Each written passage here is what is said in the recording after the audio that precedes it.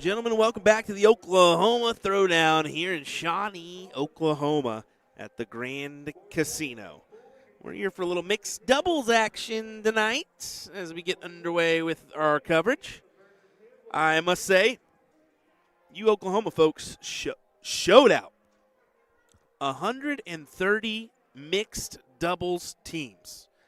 130. That's pretty impressive, ladies and gentlemen. There was a lot of guys that ended up not being able to play because there was not enough ladies to go around. So kind of speaks volumes to the current status of Oklahoma darts.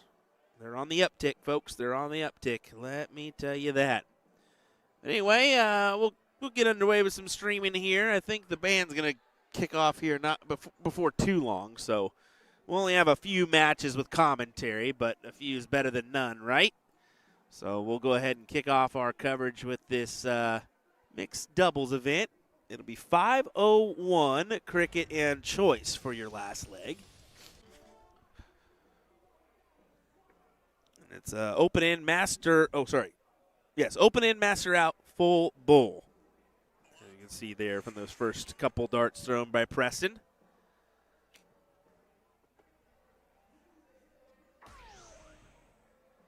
See the different strategies. Dawn electing to go first for her team instead of Jim.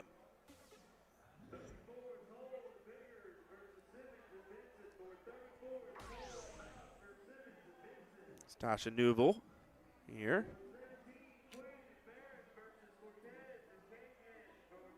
We'll get our scoreboard popped up.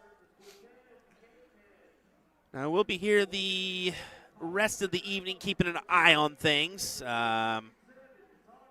How in depth, I don't know. I may get pulled away, so scoreboard may be there, maybe not. I may leave it on a board for a little bit, but I will be present here in the hall the rest of the evening. As you know, I don't imagine the band playing till like after 12, right? So maybe we'll be able to do a little commentary after that for our.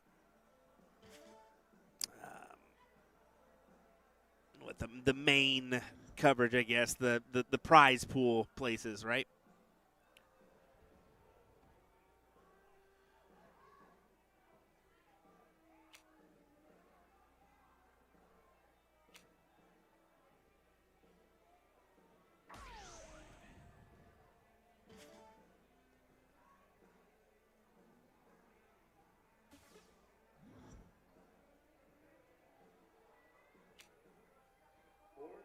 So trying to pull this down to a checkout here. See if she can do it. She will with a big bowl with her last start to leave 136. That will certainly work.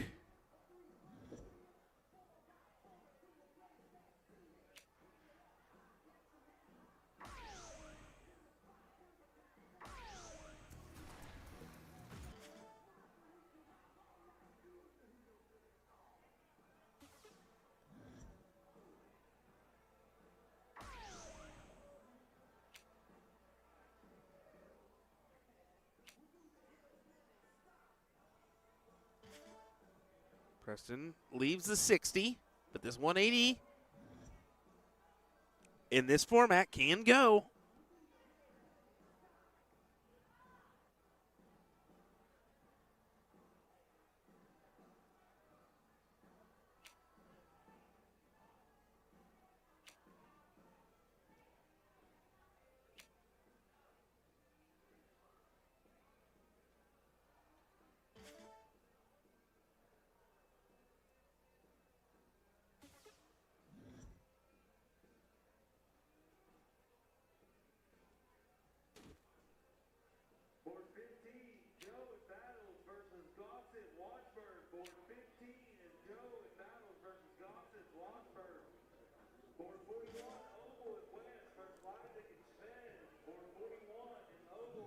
Jim with 164.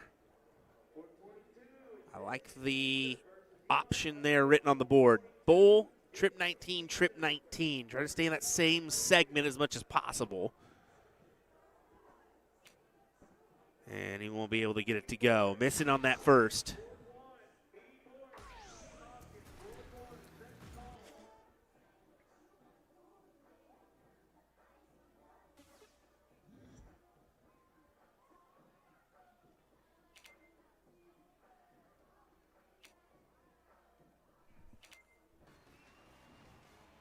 As Preston takes out that first leg.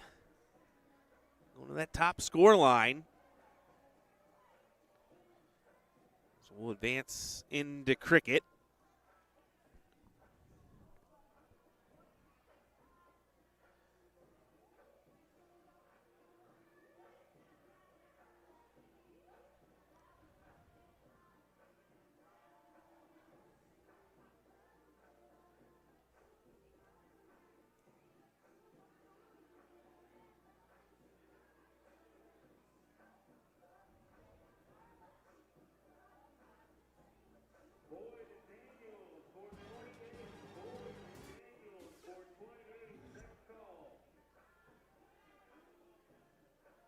All right, let's get underway. Leg number 2, Dawn to start off. Comes up with the triple. How about 2 big ones? Excellent stuff. Dawn, I believe, was a runner-up last year in the main event for the ladies.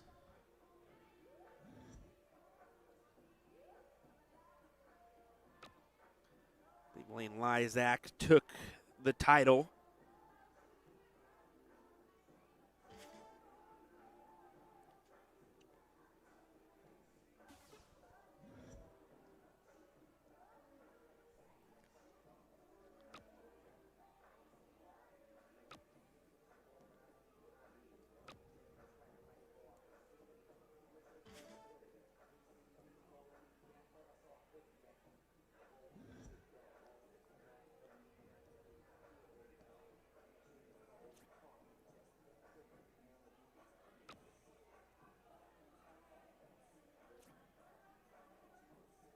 Attacking the 17s, but didn't come up with anything but a single. So big time advantage to Dawn and Jim here as they hope just to continue to work their way around the board. 18s, why not go ahead and attack early?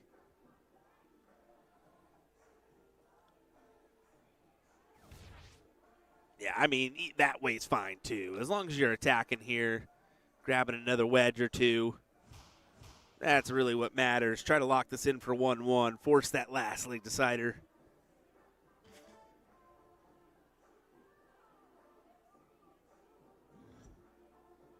Of course, both these teams are on the winner's side.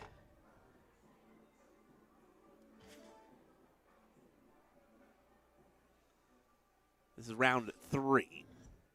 So winner will advance into the top 8. On the winner's side, there we go.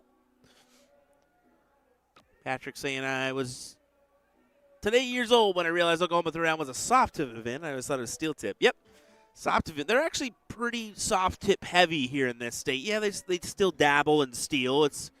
But I would say it's maybe 70% soft tip, maybe 65% soft tip. The rest steel.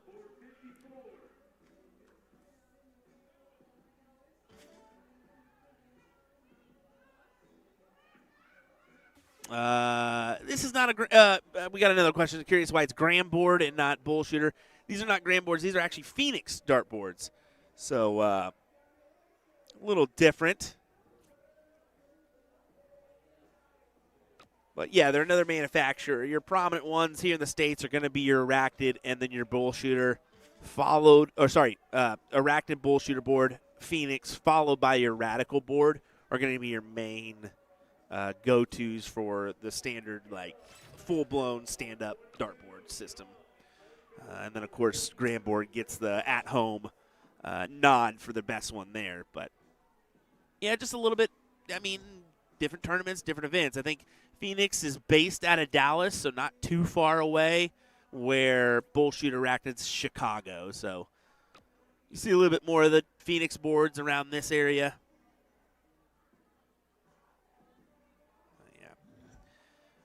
Which is good to know for next year. Thanks for the feed, as always. Hardest working man in streaming. I don't know about that. Between Nick and I, we put in some pretty good numbers, but Nick's got to be up there with me nowadays, with as much as he's working around and traveling.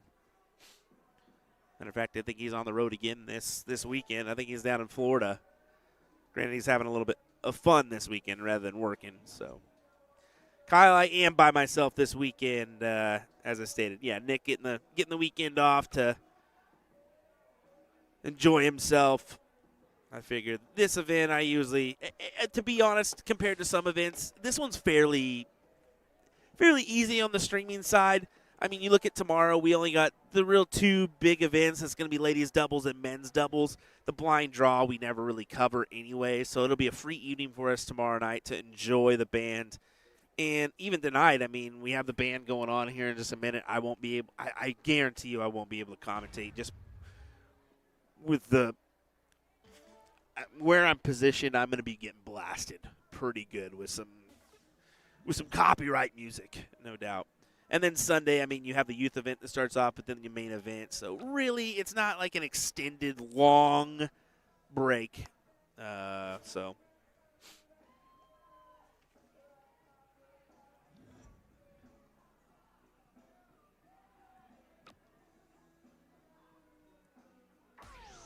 Bulls is the only option for Tasha and Preston here. Alexis, no blind straw stream. Shame. Yeah. Blind draw stream. There we go. Caught myself. We never really do.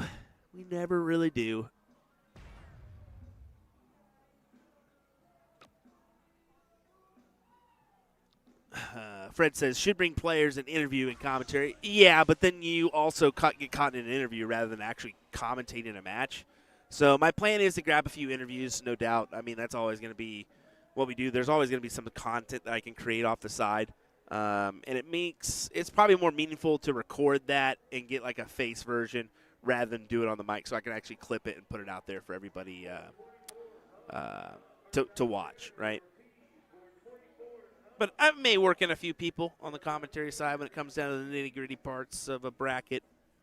A couple individuals I could definitely get on. Your Liz Tynan, your Mike Maloney, Ram. Well, I got to watch it out with those guys. They'll drop a bomb or two on me every once in a while.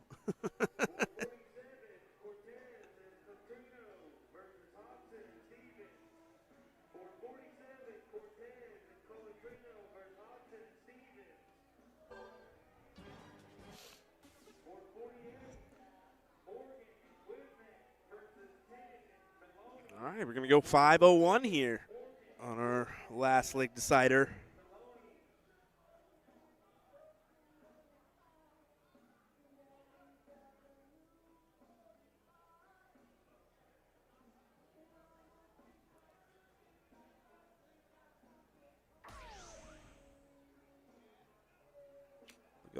The determination on Don's face. Another Star City Amusement player. Making the trek up here.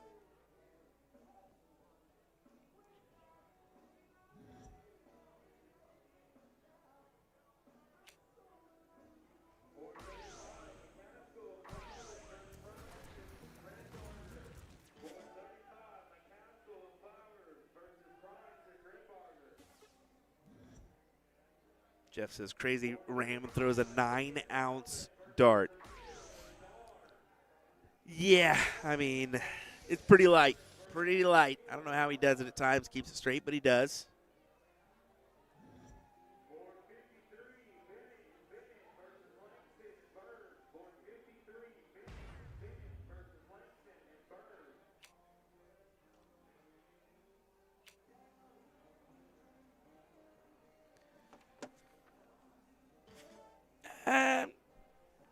Fred's saying I think it would be cool to see what they do in different situations.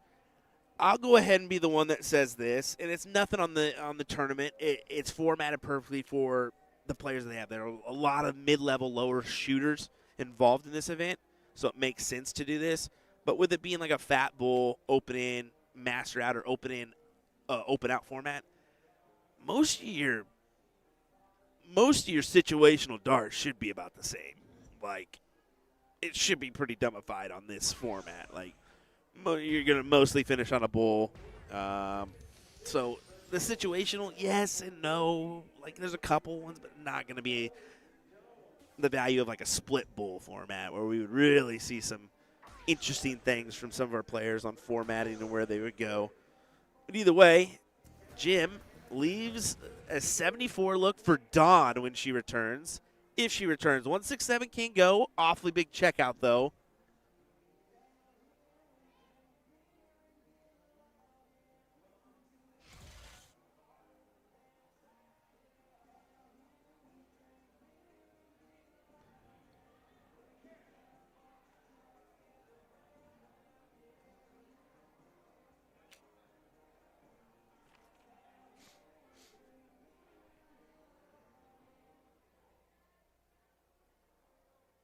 Need to come up with a big bull here. Get it as low as you can go.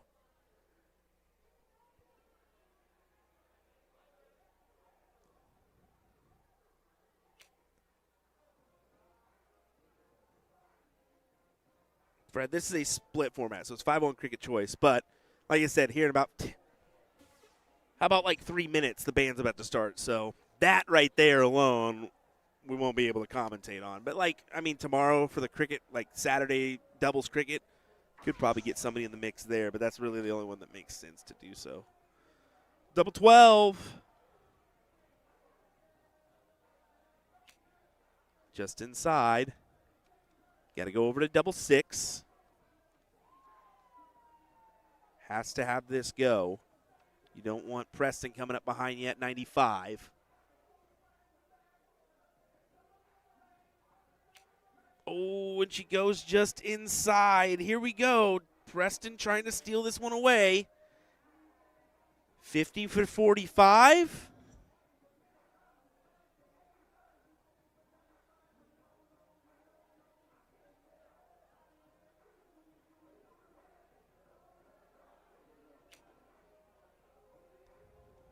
Tricky now. Trip 15 for double 20. And he finds the trip 10.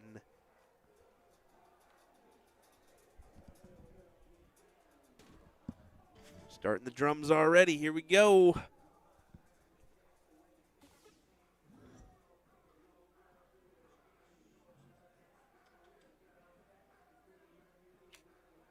Inside. Now 1 double 2. And he can't get it to go. Bummer. Bummer, bummer, bummer as Tasha's hands go to the face.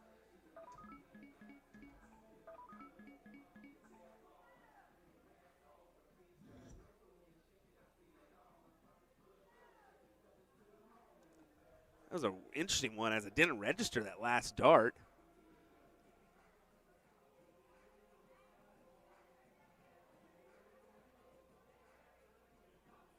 For some reason that took Tasha off. She just needs to hammer this home. Double 20. And no, she can't get it to go. Here, I mean, a couple unfortunate misses.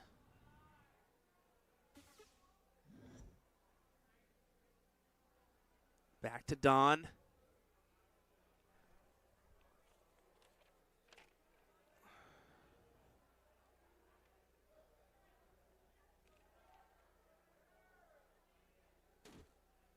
So you can see it says single 6. I think they messed up the, they messed this one up. Because she can't go single 3 to take this. It should be master out. That's why the error. But Dawn takes it out with a trip 1 to get the win. There you go. Well, that's probably going to be our one and only streamed commentary match as the band's starting to warm up in the background. So don't believe I'll be able to do much talking with them starting off. I'll see, though. I'll kind of jump in, maybe see if I can hear the background noises or whatnot, but I'm pretty sure they're going to get after it. All right, folks, we'll keep it going, though, with the stream. Hope you guys enjoy the rest of our coverage here. Like I said, I'll kind of keep an eye on things and keep you going. Oklahoma Throwdown. We are a time machine. Keeling and Johnson versus Wise and Beasley. 4:30. Keeling and Johnson versus Wise and Beasley. We're time machine, y'all. We're gonna play for you tonight. Yeah, already starting to come through, as you can tell. Ooh. Alrighty. Well, I'm just going to let it play, guys. If it quiets down, whenever they stop, I'll jump back on the mic. Enjoy the coverage, guys.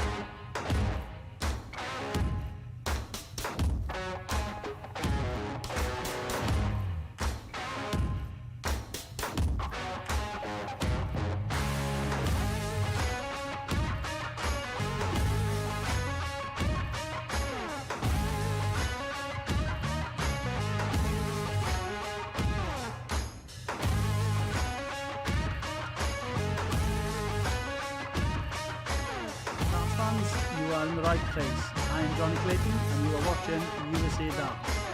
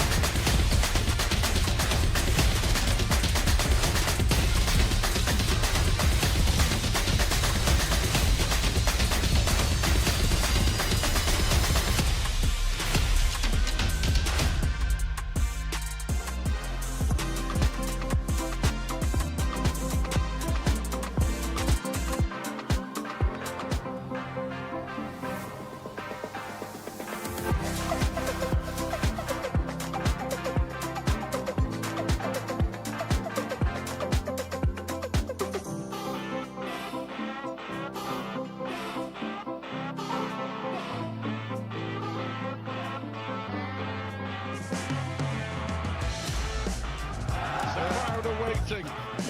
Chance the hometown hero Michael Van Gerwen has to take big moment in the final. Van Gerwen in charge. He needs double five.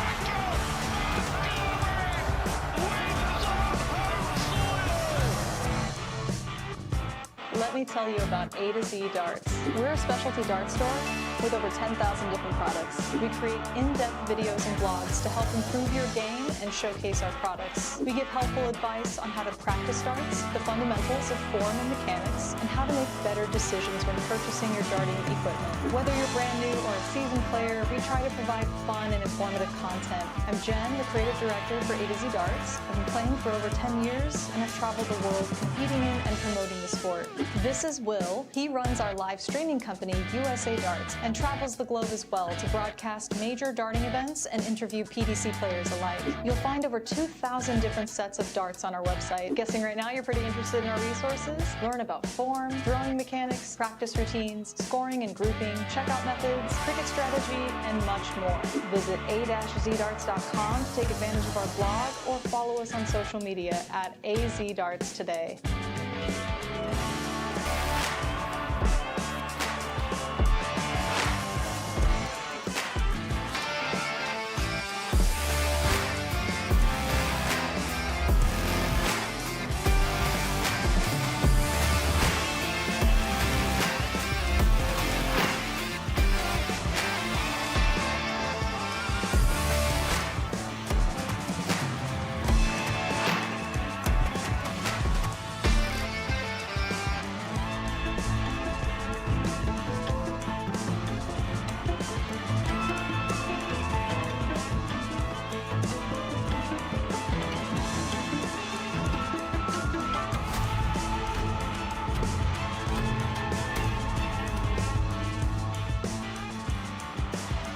Darts fans, you are in the right place.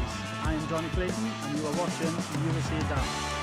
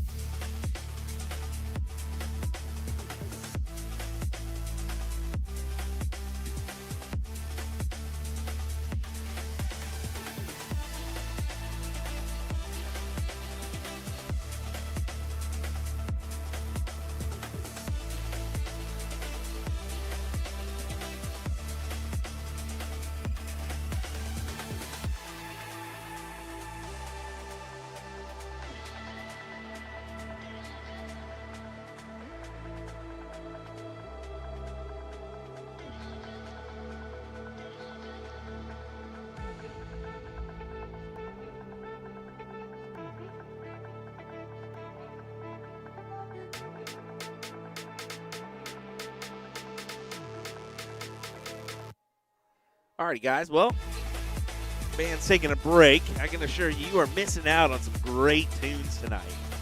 They're called Time Machine for a reason. They are all over the place with decades and genres and maybe more country, we've heard rock, we've heard quite a few different things this evening. So I guess it helps if I talk without the music on behind me. There we go. Yeah, this band's really killing it so far. Pretty impressed. All different decades, all different genres, having a good time. I just wandered down there to talk to Maloney. I was like, so what do you think of this one? He's like, this is kind of cool. I'm enjoying this. This is different. He said it's not the normal for him. He's used to kind of grinding it out every dang match. This one, he said he's had a few easier ones, of course, but he said there's been some good ones, but it's just nice. It's more of a relaxed party atmosphere. And I said that's the Throwdown for you, man. That is why I love coming to this event. Get more bang for your buck.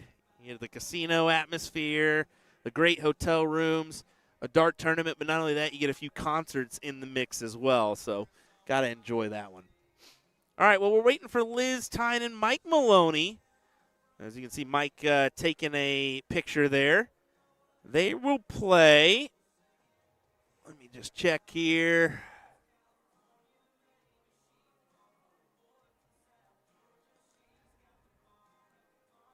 They might be they're on the bottom side. Liz Tyne and Mike Maloney. It'll be Jimmy Boone and P. McClush. Guess we're waiting on Jimmy. That would be who we're waiting on. So hang tight. We'll have this match coming your way here in just a moment. I'll keep an eye on the stage and see if I can give you a little bit of commentary while they're on break. We'll find out how long it takes Jimmy to get over here. All right, we'll be right back.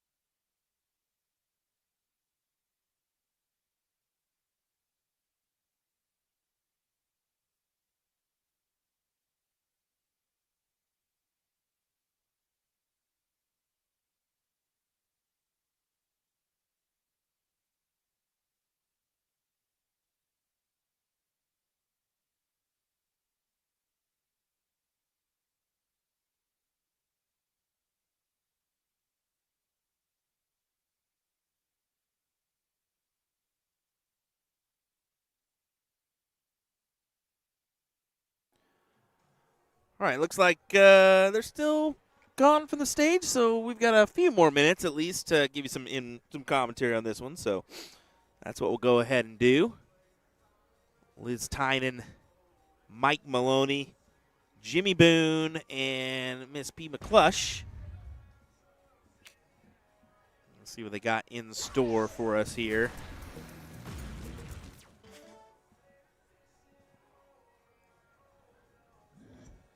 Of course, Liz and Mike, you got to consider a pretty dominant force here in this bracket.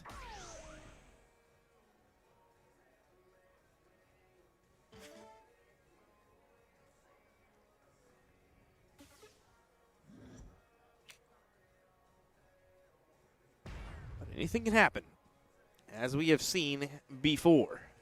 Oh, gotta put an E on the end of that there, Will. That would help. Sorry, Jimmy. My bad, brother.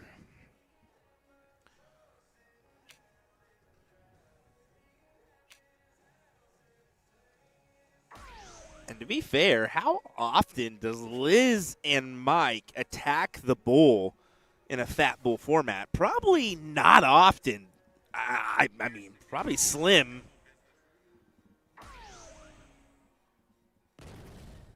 If they get the opportunity to go fat bull format.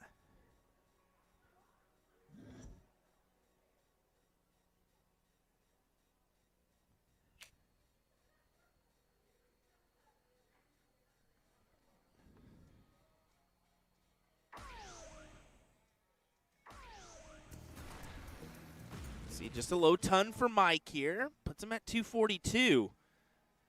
They are certainly behind as this team gets a look at the 156.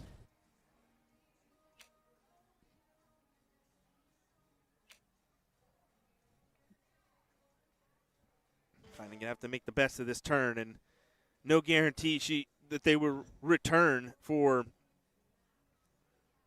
a shot or a look at a checkout.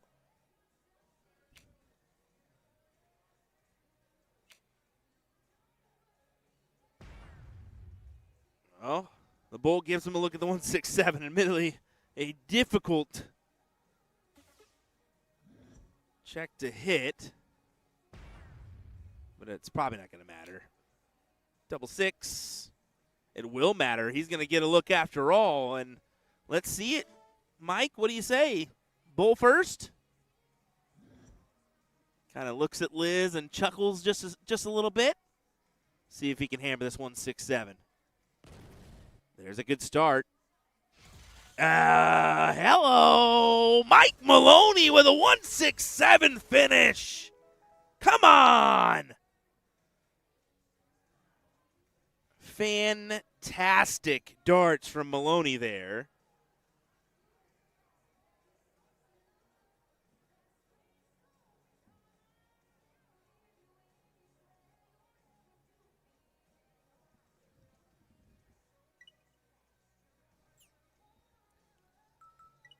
You just kind of sense like he's got a real good opportunity to take this, especially being fat bull.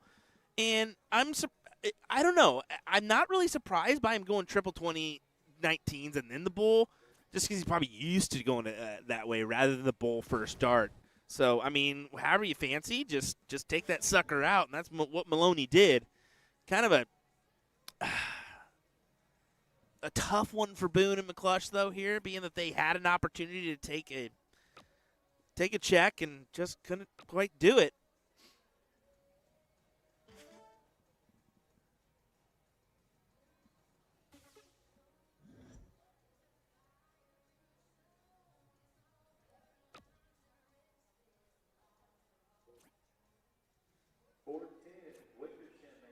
Liz did take a shot at those 19s at least, tried to close them down. I'd have been tempted with the X to go ahead and take the 19s there myself, but playing a little bit of the long game, trying to point it up, put him at a commish. Maybe she's also giving the nod to Mr. Mike to be like, hey, you go ahead and do this.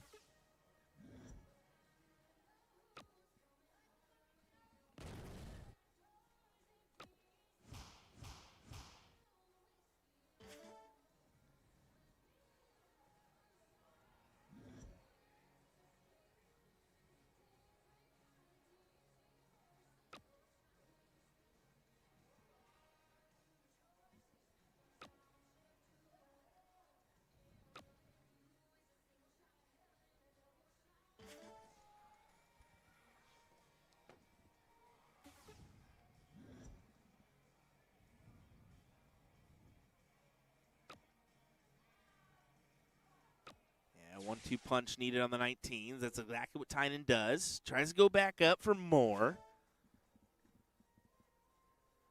The main task is done. You go ahead and take away those 19s, force them to the 18s or 17s. Make them work for it.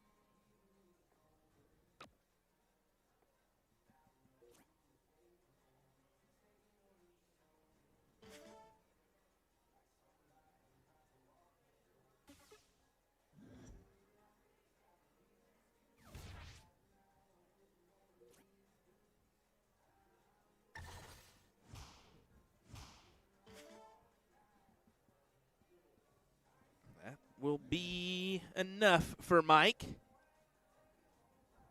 as that locks him into a pretty good position to take this leg. It's almost guaranteed, but can't go quite that far.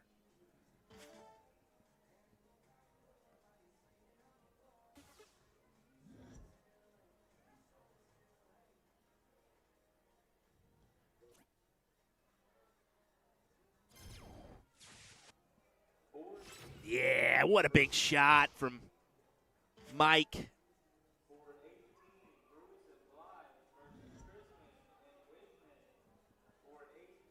Looks like they're calling up another matchup. Board 18, love that. Let's keep it moving here. What do you say? Keep you guys entertained on a Friday night. That as entertained as these folks are here in the room, enjoying the action.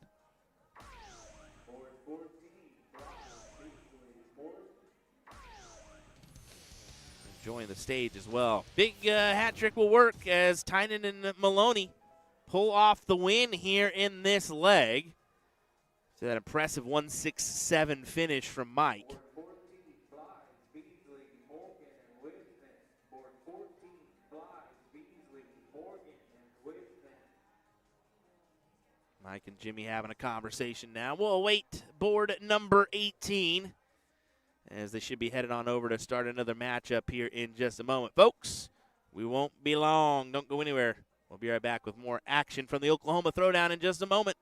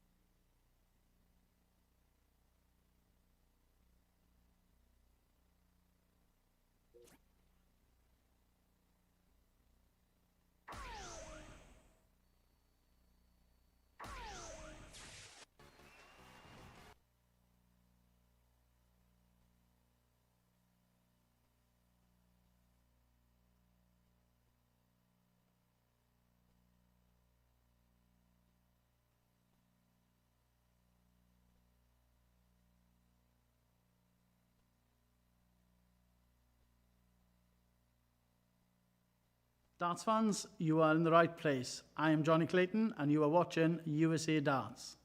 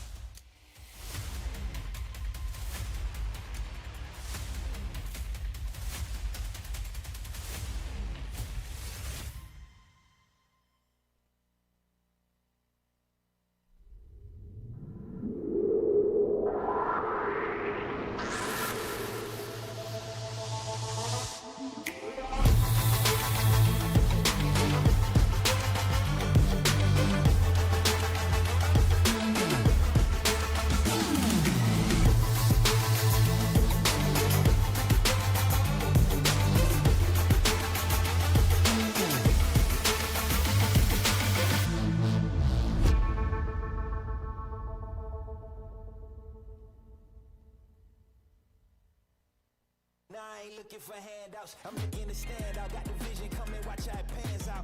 I've been writing my plans down, trying to stay focused, put out the notice. Who the GOAT is, me hands down, yeah. No time for arguments, I cut out the politics, no. It's all my competence, I could cause your apocalypse. Ambition, it ain't for the weak, get it even when I sleep. Ready and willing, what you ready?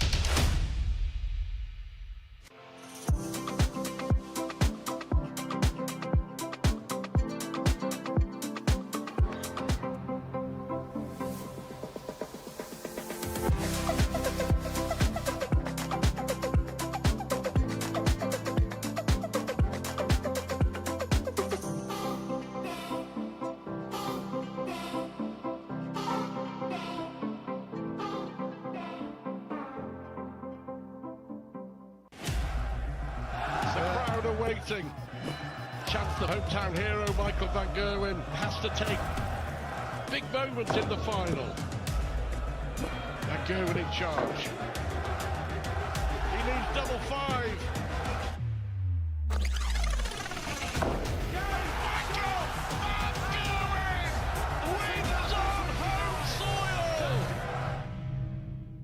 Let me tell you about A to Z Darts. We're a specialty dart store with over 10,000 different products. We create in-depth videos and blogs to help improve your game and showcase our products. We give helpful advice on how to practice darts, the fundamentals of form and mechanics, and how to make better decisions when purchasing your darting equipment. Whether you're brand new or a seasoned player, we try to provide fun and informative content. I'm Jen, the creative director for A to Z Darts. I've been playing for over 10 years and I've traveled the world competing in and promoting the sport. This is Will. He runs our live streaming company, USA Darts, and and travels the globe as well to broadcast major darting events and interview PDC players alike. You'll find over 2,000 different sets of darts on our website. Guessing right now you're pretty interested in our resources? Learn about form, throwing mechanics, practice routines, scoring and grouping, checkout methods, cricket strategy, and much more. Visit a-zdarts.com to take advantage of our blog or follow us on social media at azdarts today.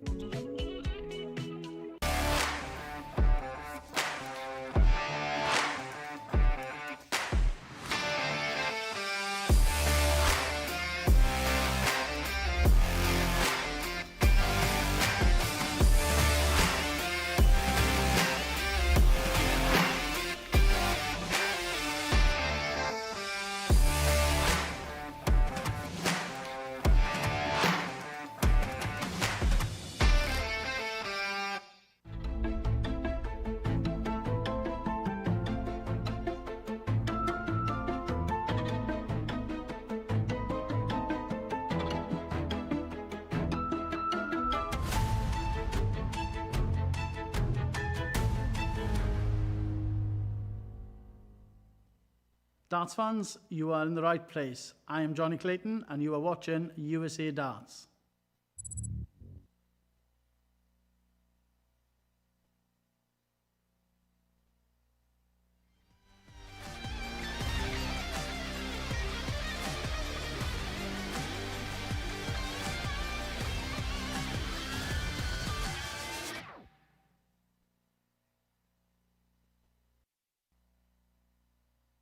All right, guys, real quick, while the band is on break, I may have time to commentate this next matchup.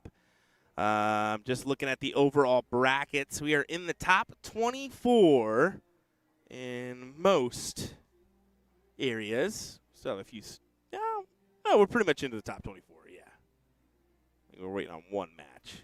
Yeah, that one match there. But other than that, we're pretty much into it. That was your King Seat matchup between Liz Tynan, Mike Maloney, Ram Guevara, and Trisha England.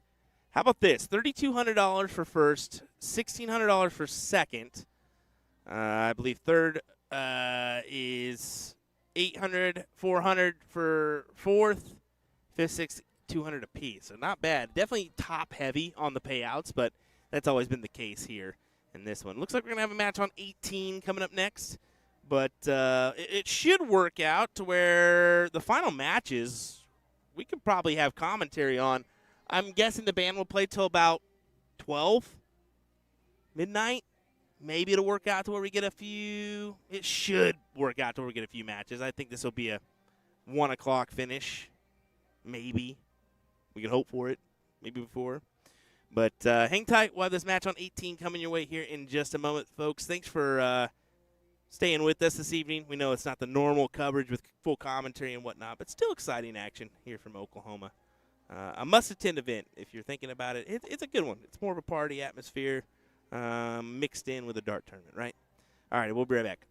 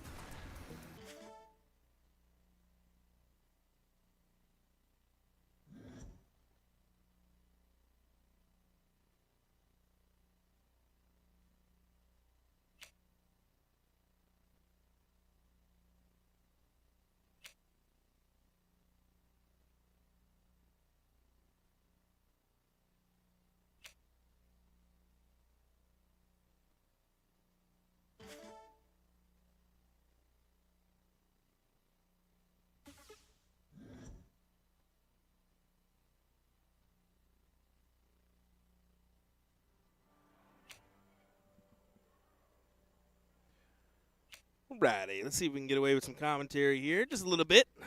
Why not? While the band is still on break. Rojas takes on Winton Nelson here in this one. Nelson had a pretty good run in that earlier 301 singles event.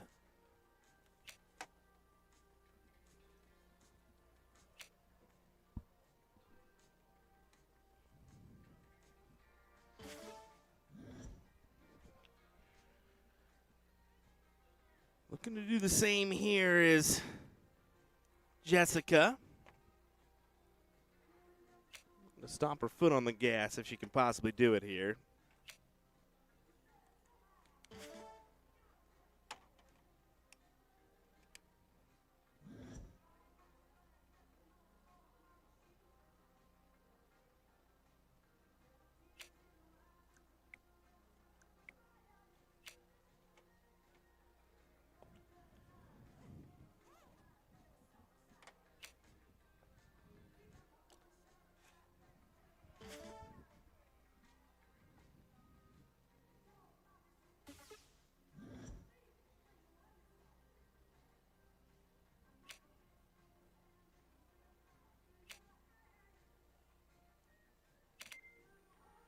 Well, not the best of turns there. Back-to-back unfortunate turns, really.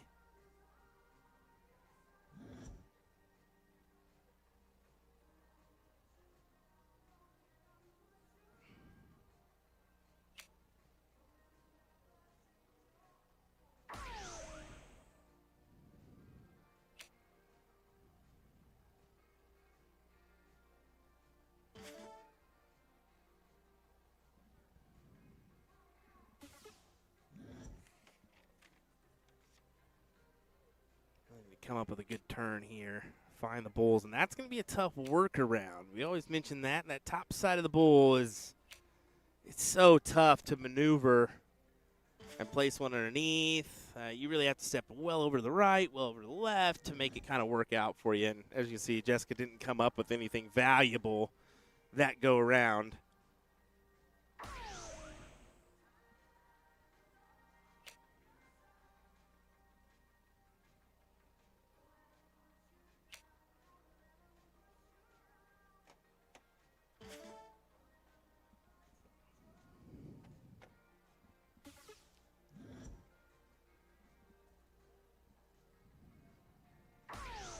For the Rojas's here at 133, but a hat trick would be nice.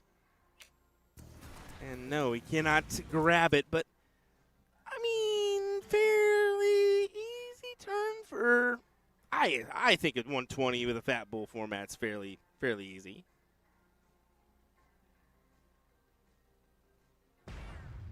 But it could be all talk. This one may be easy for Rojas. Nope. Can't capitalize.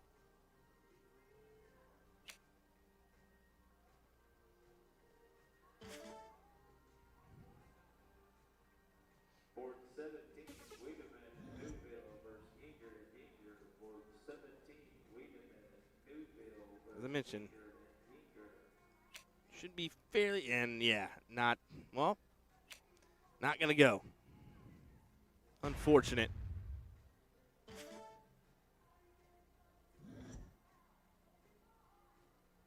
Big bull needed for leg number 1. Takes a step back. Needs double 18 now.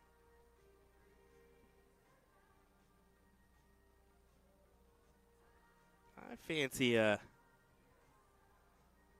double 18, but not everybody does. Let's see if she does. She, doesn't like it at all.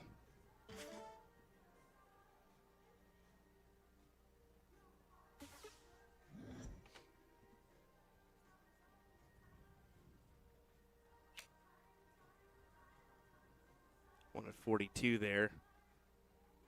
Or just the fat 14 to leave bull. More than likely just the big number. That's pretty well off the triple. And just can't quite do it. At this point in the night, you've got to be feeling a little bit, right? You've been playing now for a few hours and then some. Both went and Nelson took a run. I mean, Jessica winning the singles. Brent made a pretty decent go of his try at the men's 301.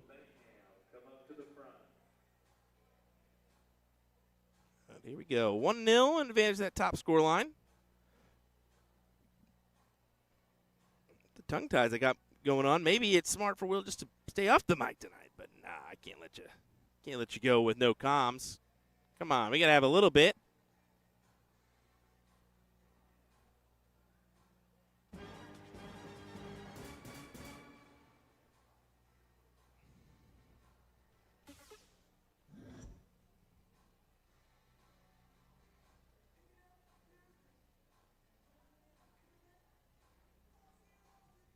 On to cricket.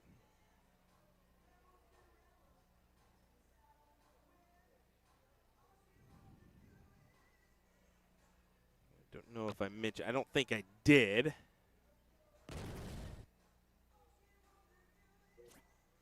This is a 17th through 24th matchup. So Jeremy's saying pay top 6. How many teams? 130. So definitely, like I said, pretty top heavy on that front. But they've always done it that way here in Oklahoma. Even their blind draws are, I think, top 4 only. Daniel Layham, if you are in the building, come see us at the scoring table. Daniel Layham, if you're here, please. Yeah, 130 teams is pretty big. I mean, just looking at CompuSport in the bracket alone, it was like you had to like zoom in. You had to give it the old double scroll on your mouse just to make it like somewhat legible.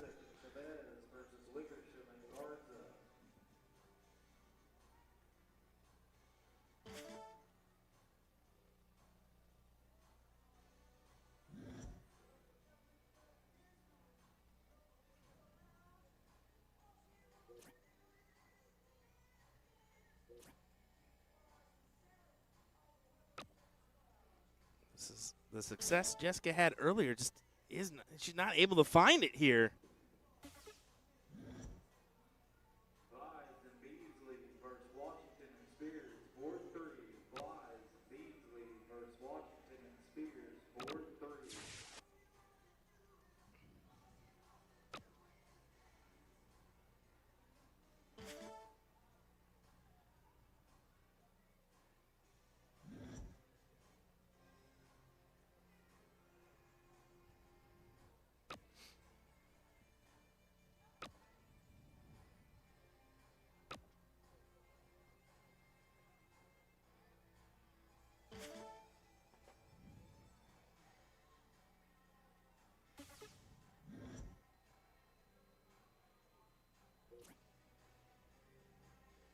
She chose to attack the 17s there. Does she stay with her last dart, or does she move up? Surely she's moving up.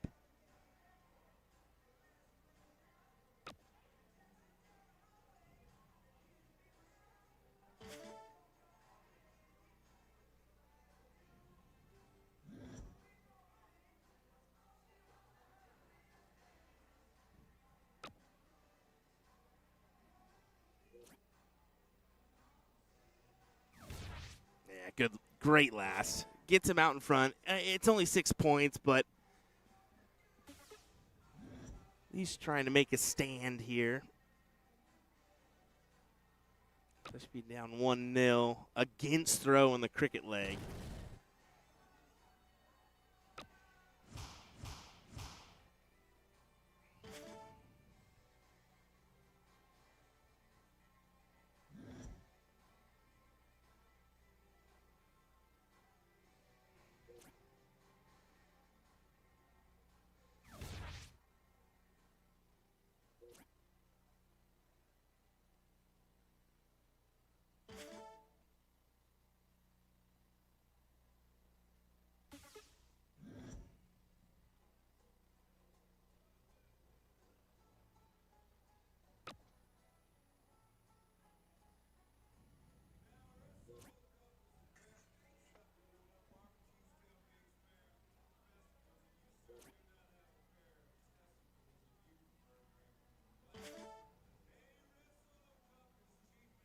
Trying to chop at that tree with the single 17.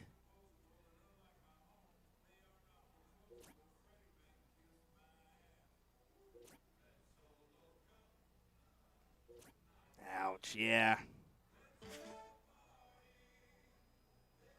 Supposed to be that time of the evening where everybody's just starting to struggle just a little bit.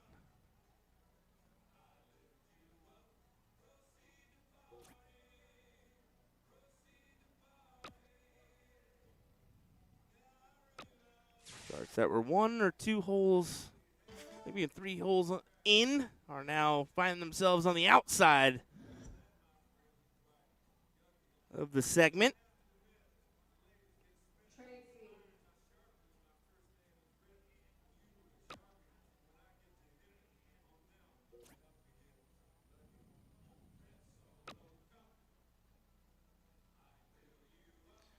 We'll go ahead and say that the thing I do kind of enjoy too is we don't even start till 12 tomorrow. So everybody's going to get a nice little sleep in. Hello. Depending on when this gets done, by the way, but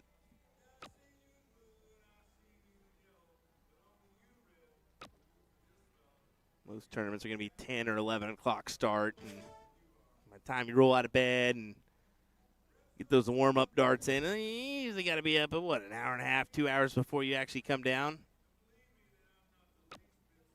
Or before you actually start the event? There we go. I think 2 hours is my, go-to. Wake up, have a cup of coffee, do your thing. Get in the hall about 45 minutes before you play. 15-minute warm-up and on to the business.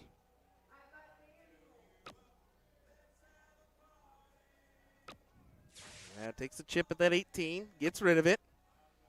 Rojas and Rojas looking strong here as they have the 20s and have forced Went and Nelson to the corner pockets, the 16s, 15s.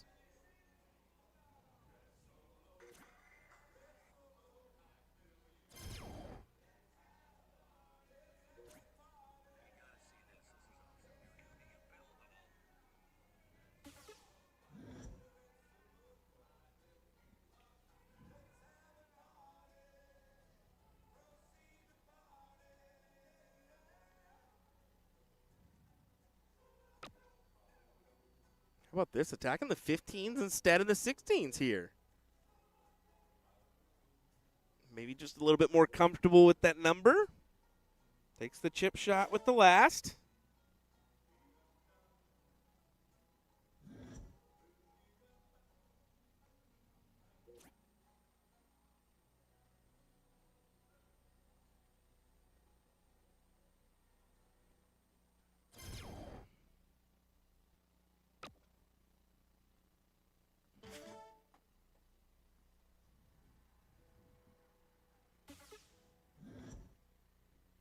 Next couple rounds are going to be pivotal here.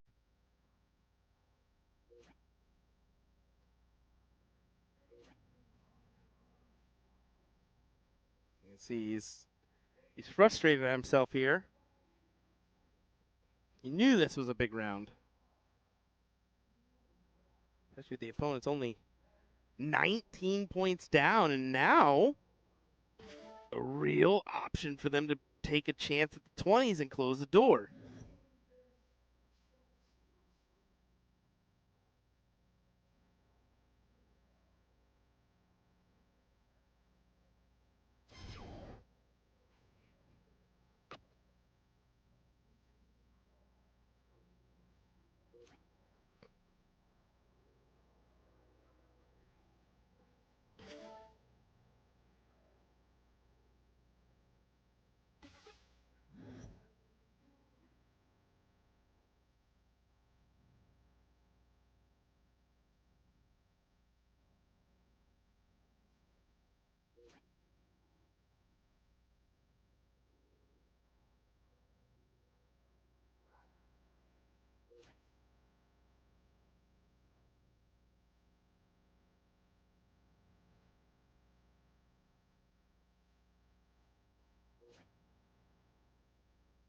All right, now you've got to take a look at the 20s if you're Jessica. Even a 1, 2, 3 punch on the singles will do.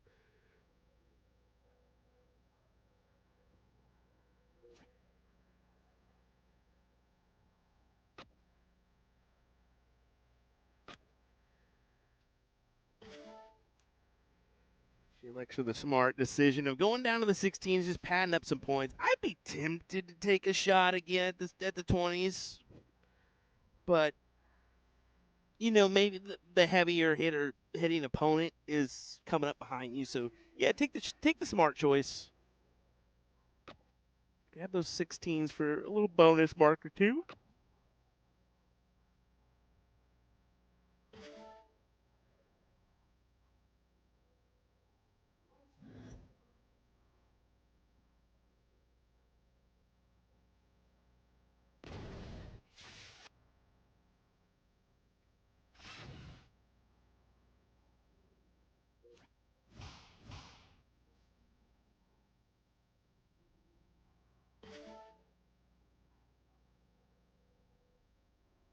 See a big high five there to win as he's able to snag the 16s, 15s there.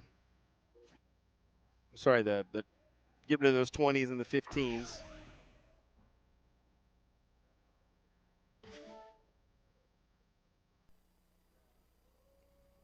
Now we need is 3 bowls for a 1-1 scoreline.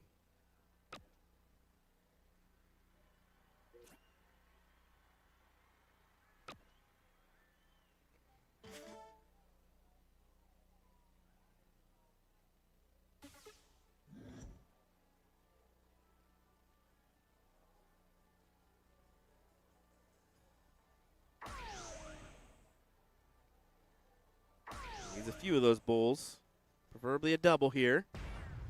Finds the double with the last. What a workaround. Small advantage their way.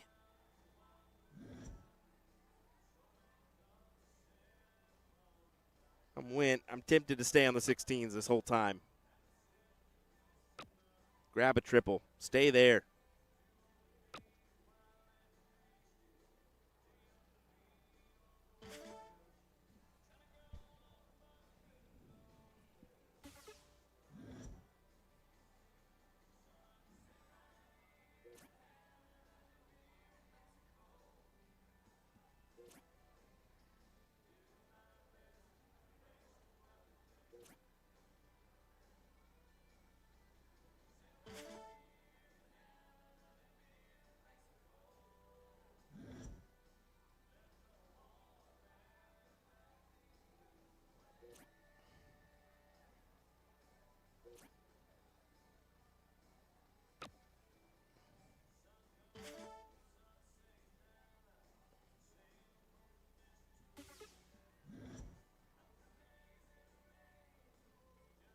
Round 17 here. You have a 30-round limit, by the way, so if you guys thinking that 20 is our limit, you would be thinking wrong. Look at that. 3 in the black. Double, double, double. As that gives them the 505 to 413 lead here. What a shot. A magnificent round at the board.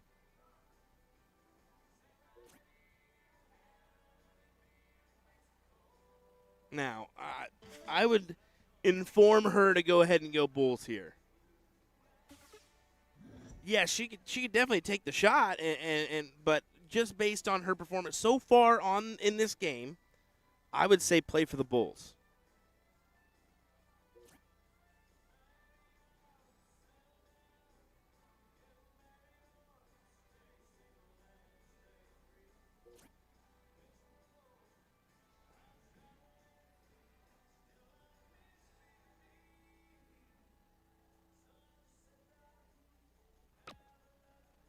Does come up with a single 15. At least something there.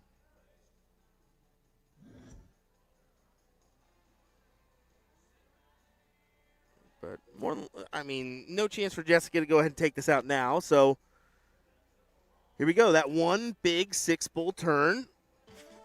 And now they get a look. Trip 16, single 15.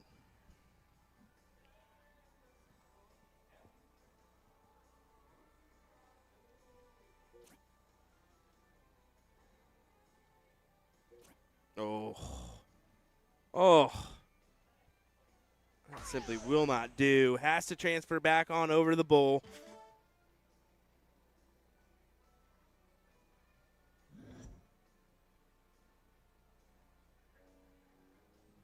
Once again, when you think it's over, not quite.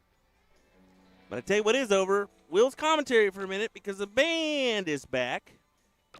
We're about to get rocking and rolling one more time. So I'll go ahead and bid you guys adieu for a little bit. I will be back once the band is finished. Hopefully for some prime time darts, that meaningful fourth, fifth, fourth, third, whatever. Those matches that really come down to some big bucks behind it. We'll be back for that coverage. What do you say? All right, folks, we'll be back in a little bit. Enjoy the coverage. We'll be right back.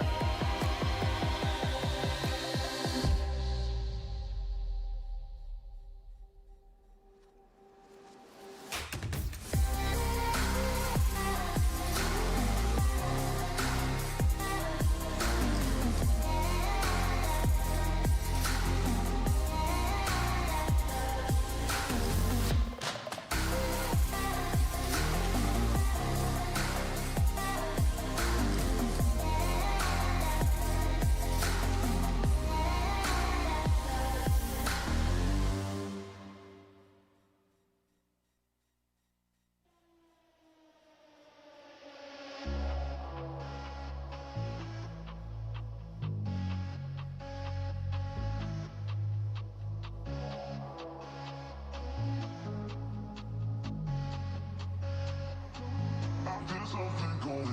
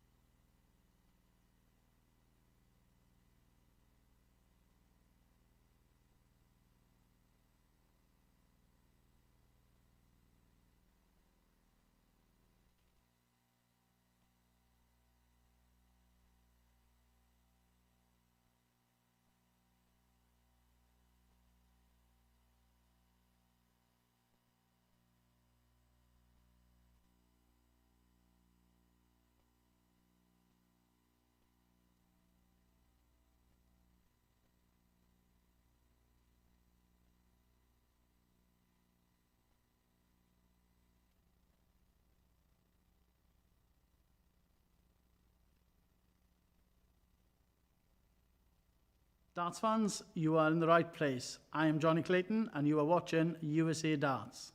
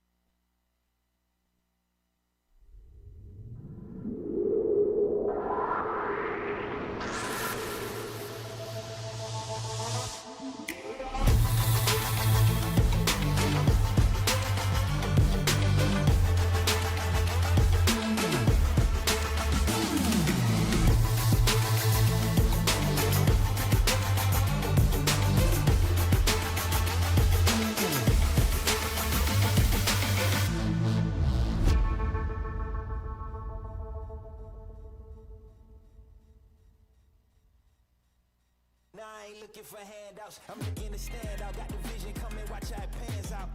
I've been writing my plans down, trying to stay focused, put out the notice. Who the goat is, me hands down, yeah. No time for arguments, I cut out the politics, no. It's all my competence, I could cause your apocalypse. Ambition, it ain't for the weak, get it even when I sleep. Ready and willing, when you ready.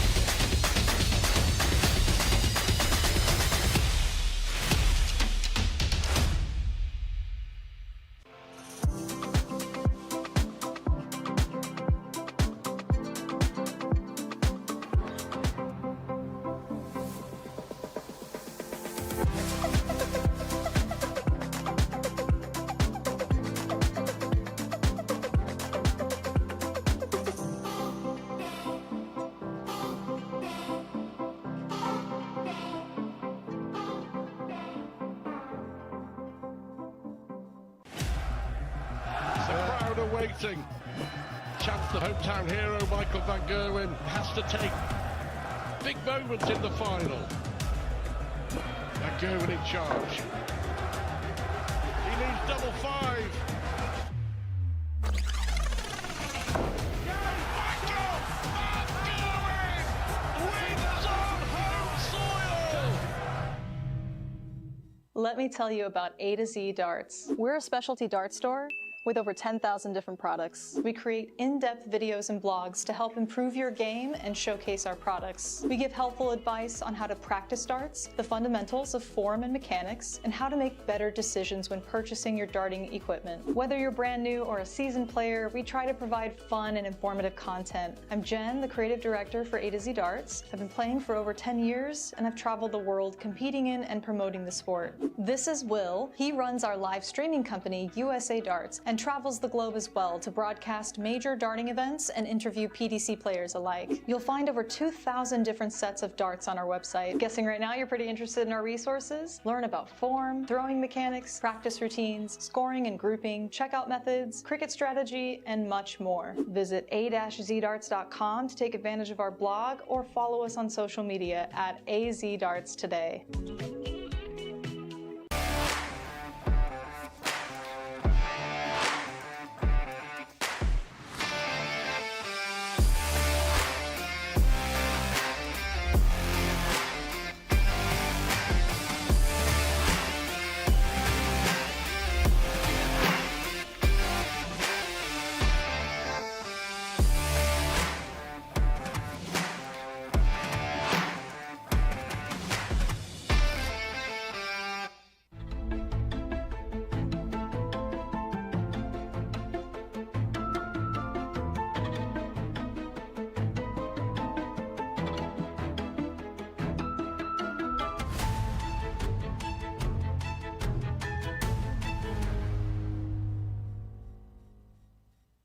Darts fans, you are in the right place. I am Johnny Clayton and you are watching USA Darts.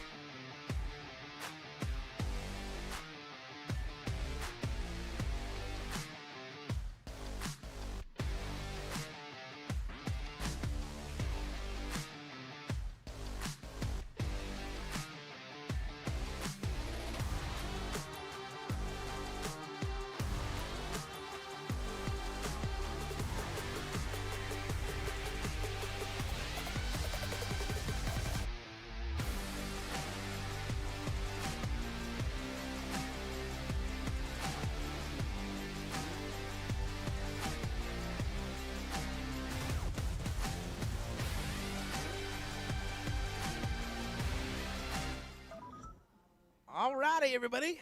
I'm back. Let's get to this action here. I know I probably surprised the heck out of some of you guys, but we are ready and raring to go with these matchups. The band is now done, packed up. On to the next one. I don't know why they packed up. They're coming back here tomorrow night, but whatever. I mean, they could have just literally left their stuff here. But we're back. We're better than ever. Here's Durkee, and Yinger here in this one. Let me go ahead and pull up our scoreboard.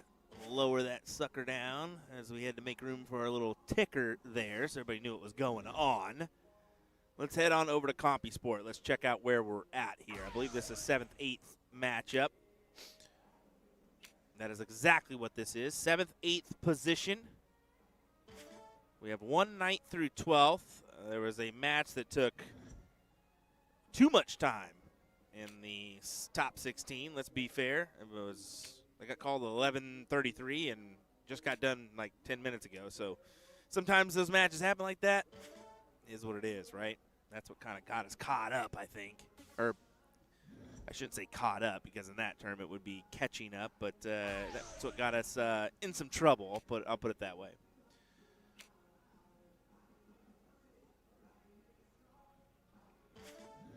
Only a few teams left. Mike Maloney and Liz Tynan. I just saw them make their way back into the room, although they'll still have, a little bit of wait. I'm guessing at least an hour, at least, if they're lucky. I figure maybe around 2 is when we'd end this, but it may be after that with that extended match. We'll see. But yeah, Liz and Mike, they played their their Hill matchup at 10 o'clock. So yeah, a few hours wait for them. Mike said he had to watch it. He almost fell asleep in his room. So yep, we got to get downstairs. Shoot, I would have done it. I would have taken a nap. Good old 2 hour and be back and ready to go. But that's tricky, isn't it? Because then you kind of just want to go to sleep for the night. Either way, here is this matchup. 240 plays 222.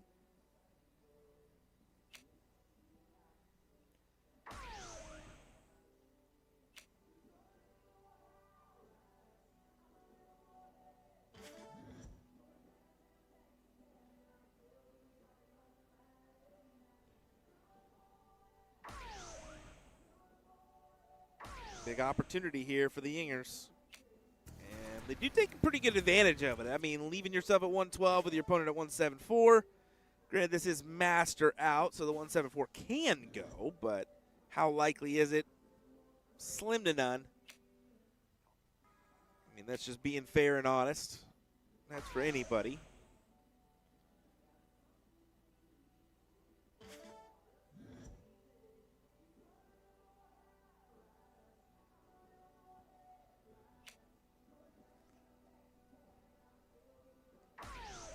For 48. This will be quite the checkout.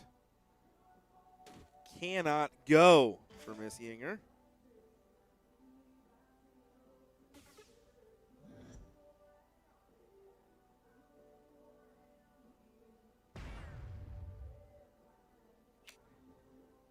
Double 14. And he can't get it to go. 2 good looks at checkouts here.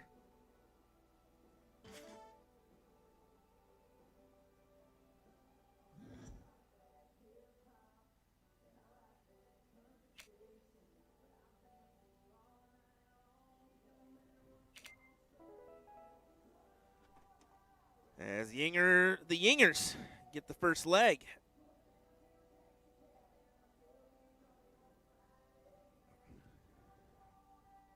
I got to give a big shout out to the time machine for rocking out tonight, providing some great tunes from numerous different decades. There's some 90s in the mix, there's some 80s, some recent hits. I really enjoyed that. Good band. They'll be here tomorrow night. If you want to come down, participate in the blind draw. The blind draw starts at 6 p.m. I think signups will close at 5, so hurry down and I think Time Machine will be taking the stage once again around 8.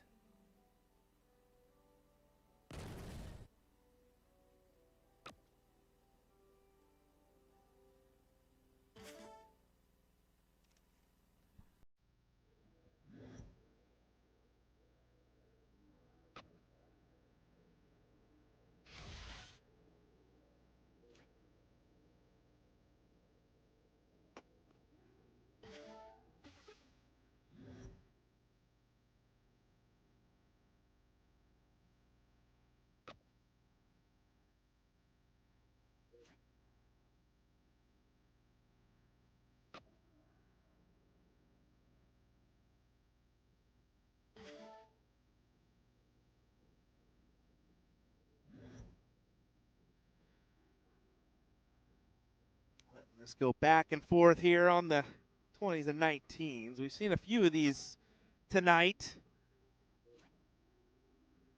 And it really went a few rounds on these numbers before anybody decided to take a look at something else.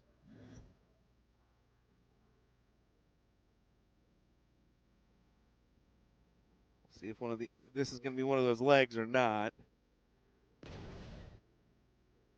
Yeah, LJ's going to stay for another. If you would have got 2 triples there, yeah, probably going to take the look, but just the one, probably need to stay for more.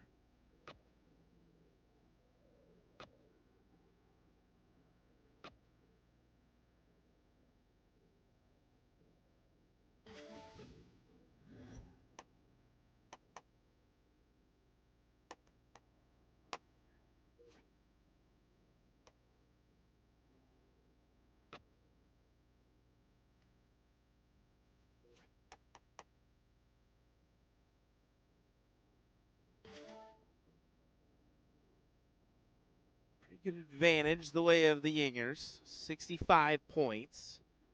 Turkey's going to need to capitalize at least to 4, but she's not able to do so. Only the 2 mark. Yinger, 1 dart at 20. Take a look. Maybe 2 darts. Try to hit that triple first. Now he's going to go right after it. How about that? Whatever you fancy, young man. Should call him old man. I don't think he's necessarily quite young anymore, right? Got a couple kids.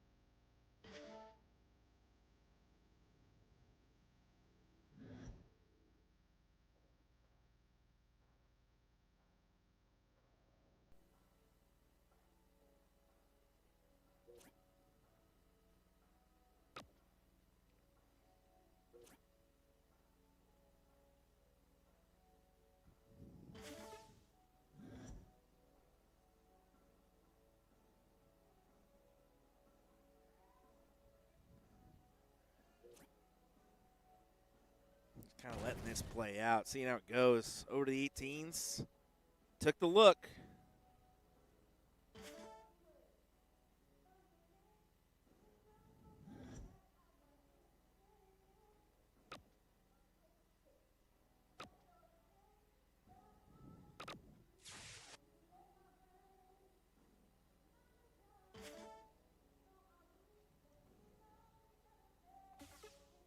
You see they took the 20s, forced him to make a decision here.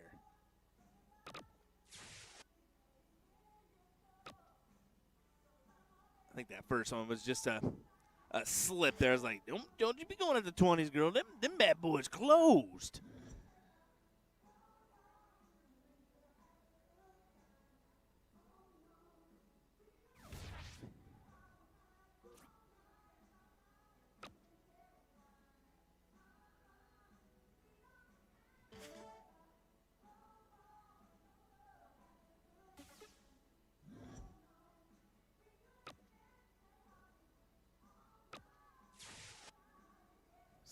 Takes the 17s onto the 16s. Big turn there for LJ.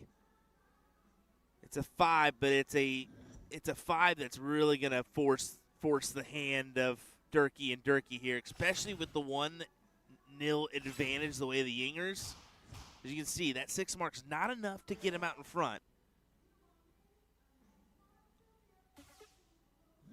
Casey decides to do here.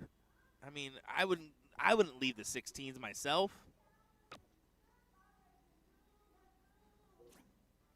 That was her idea as well. Granted, I mean, wasn't as successful as she wanted to be. So, granted, those first darts going into the triple, maybe she would have moved. But here we go. Need a good turn. Possibly close those 16s, especially with LJ coming up behind you. And that just simply will not do. How quickly will LJ maneuver to the 15s? Will it be first dart? Yes, it is first dart. He's taking his chances. And he closes the door shut.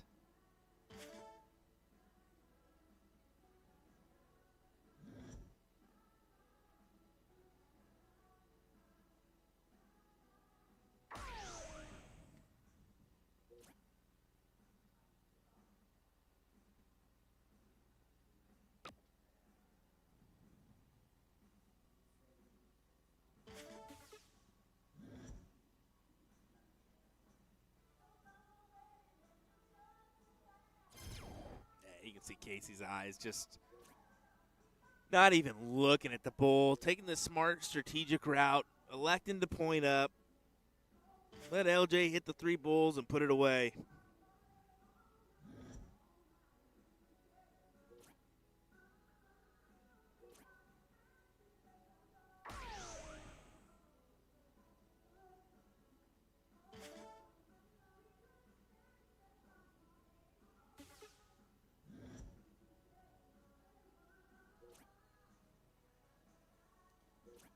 Oh, how about that for LJ? How often do you see him miss that well off on the bowls? It's a rarity. Mark it down.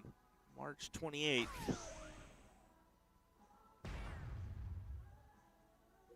Yeah, had to stay for the last, being that he didn't grab that advantage. We'll see if Casey's mindset is the same to the 16s or if she takes a chance at the bulls.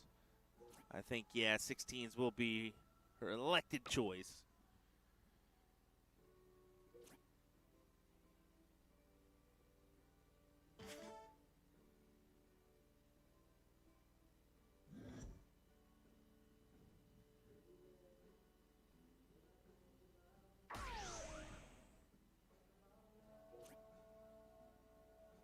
One more would grab him the advantage. Force a little bit more work to do from the Yingers, but they can't capitalize. Will LJ go ahead and try to go for these bulls one more time? I'd take you one chance at it. First start for sure. Oh boy. Now you go 16s. You got to hit him. LJ, you got to hit more than that, bub. 30-point advantage, so forces a double. We'll start.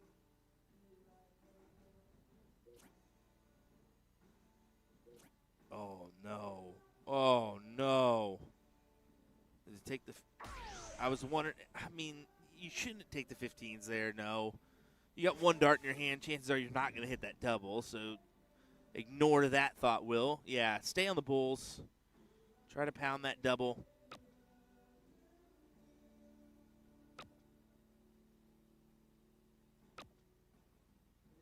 Three singles is fine there.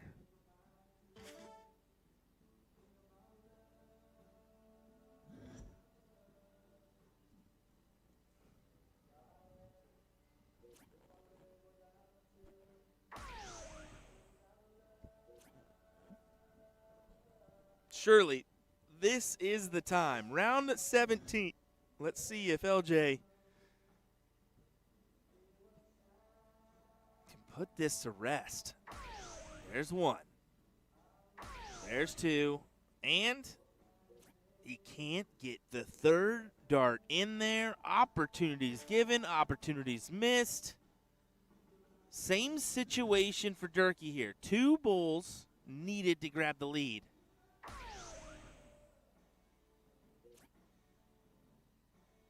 I think I said 15s earlier. I meant 16s, but can't blame you when it's approaching the 1 o'clock hour, especially on a busy day like today. I've been up and at it since bright and early trying to make some things work. That was a big last start. 427 plays 380 now. Casey needs to capitalize on a few of these trip 16s.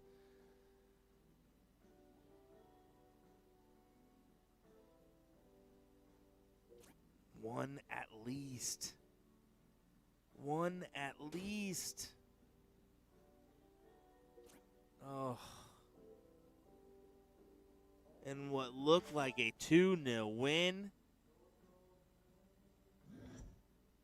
is now going the distance, it looks like here. As, yeah, trip 16 grabbed. Here we go.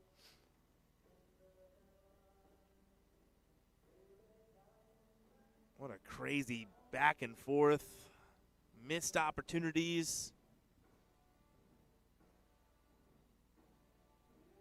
Someone eventually has got to take advantage. Why not go the distance here for 1-1?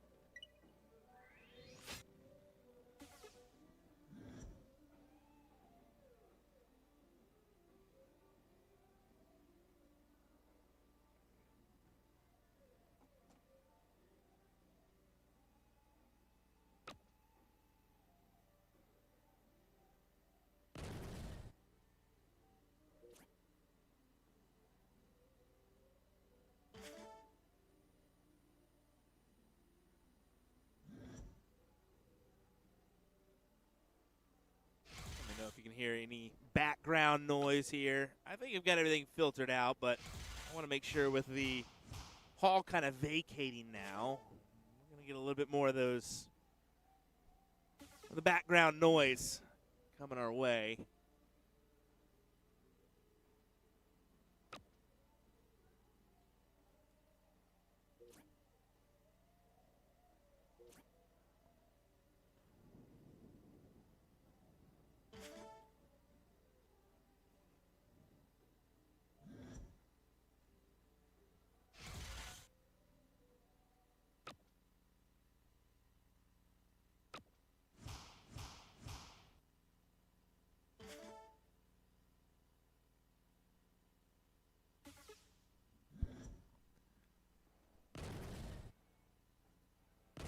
That's a couple good darts. Why not fill it up?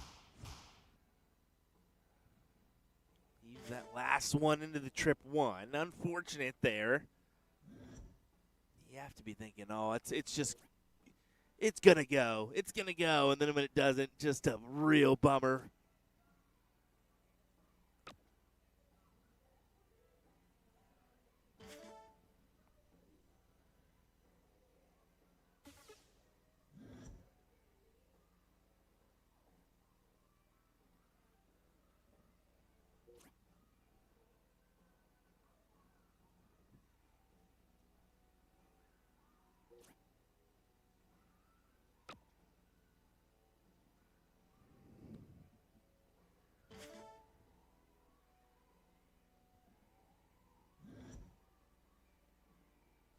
Casey looking down.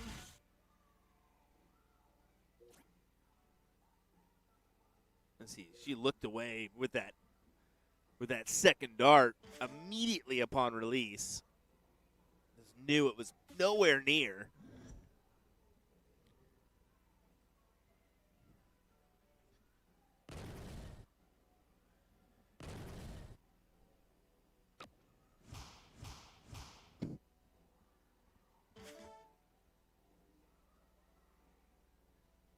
Follows a 6 with a good 7 on the 20s.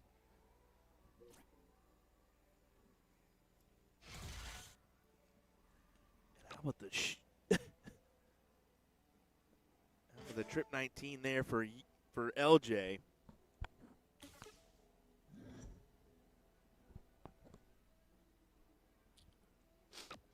Like I was saying earlier, we've seen a few of these cricket ones that have just nobody's really taking their chances at the 20s or 19s. It's just been gung-ho, let's stay here for a bit. Who's going to take that first look at closing down that other number?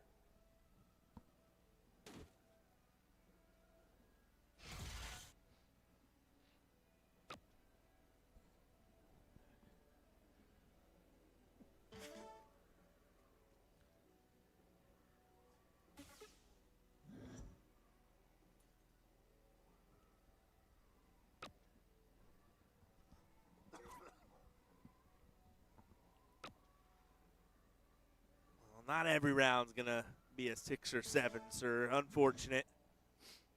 Isaac and Chavez versus Frankel and Galloway for 13. Isaac and Chavez versus Frankel and Galloway for 13.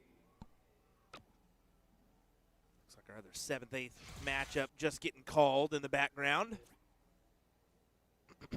So, I mean, we'll have the 5th, 6th matches, 4th, 3rd, and your final. So 5 matches to go in the bracket. We'll probably see 4.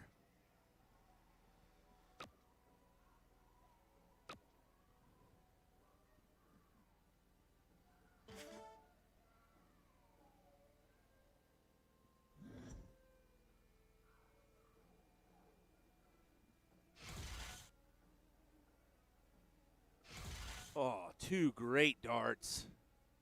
And she didn't even take a chance at the 20s there. Just stayed downstairs, letting LJ do the dirty work on the closes.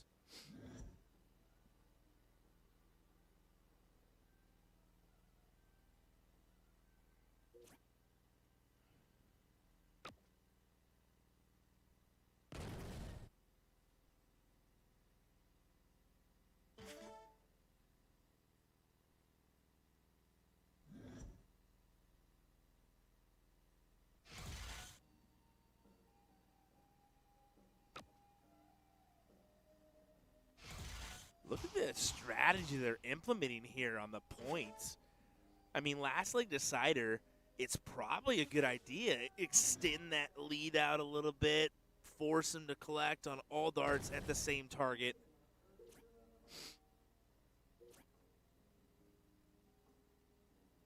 I figured LJ would take a look, but being that he didn't, I actually kind of really like that he didn't.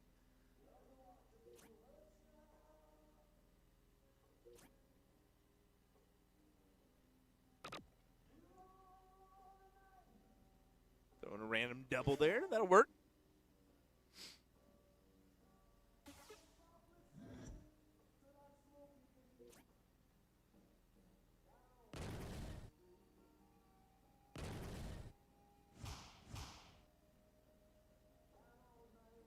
They're somehow or another still in the mix.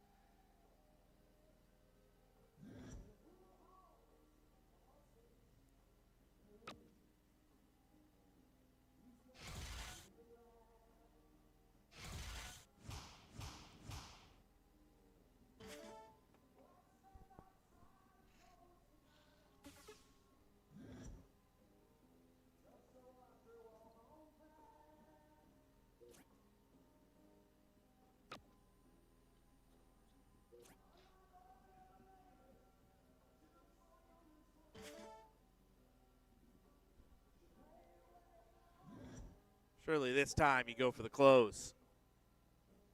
There we go. There's the 1-2 punch.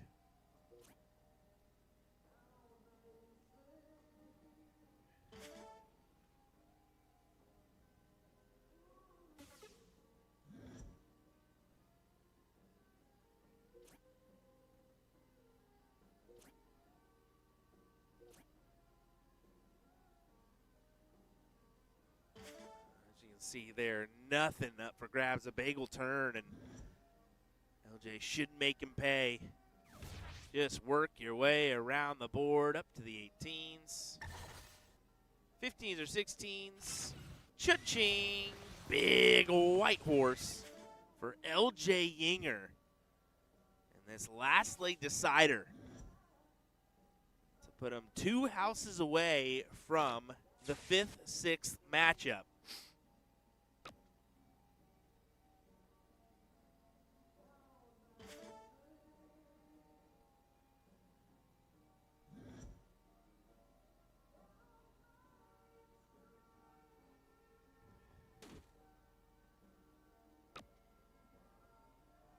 How about this?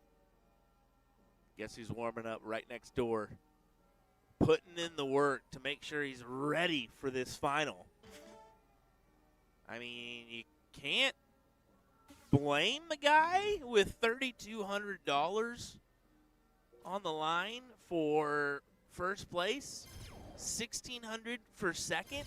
So when you really think about things there, I mean, an $800 difference for yourself in first and second. I think, yeah, I'd be down here warming up as well. It's a few days at work.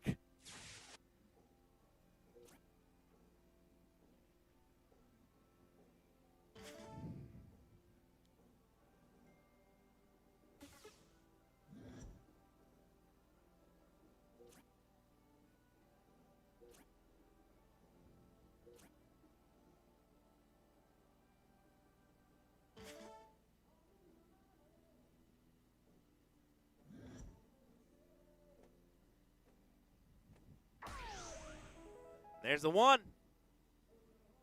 Took a little time, but we got there. A surprising second leg got us to this point here where both teams kind of swung and missed a few times, but Yinger and Yinger advance into the next round. On the chopping block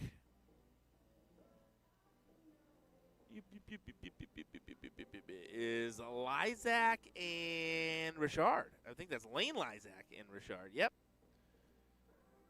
Which could be interesting because, oh no.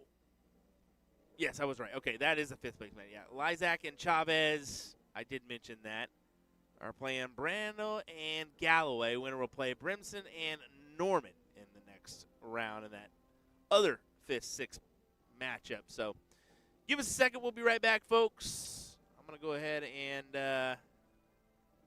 throw on some ads so we can hear a quick word from some of our sponsors. Appreciate you being here. We'll be right back. Darts fans, you are in the right place. I am Johnny Clayton, and you are watching USA Darts.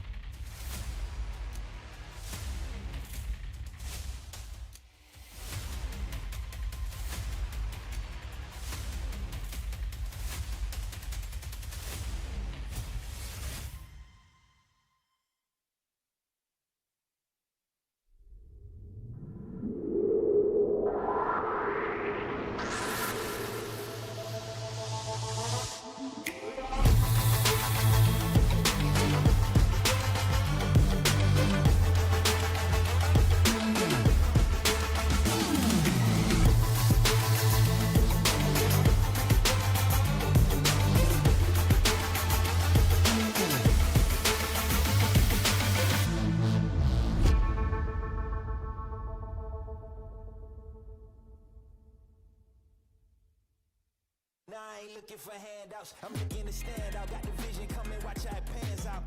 I've been writing my plans down, trying to stay focused, put out the notice. Who the goat is, me hands down. Yeah, no time for arguments. I cut out the politics, don't insult my competence. I could cause your apocalypse. Ambition, it ain't for the weak. Get it even when I sleep. Ready and willing, we'll get ready.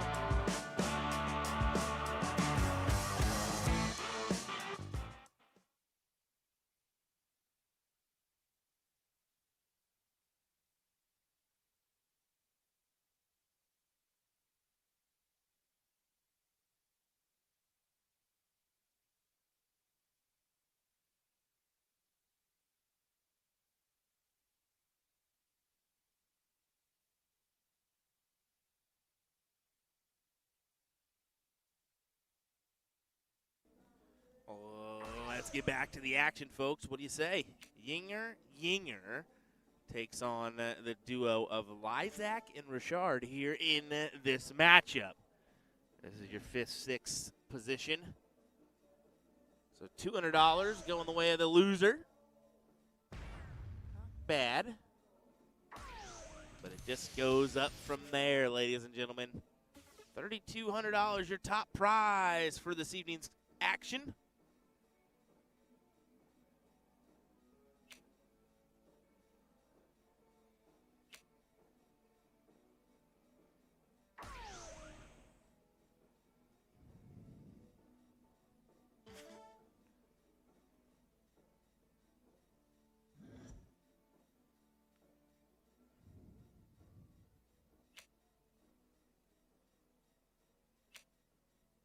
Depending what happens here,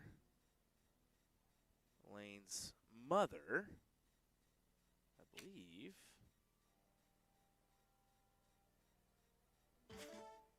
Yes, Lane's mother is in the 7th, 8th matchup right now.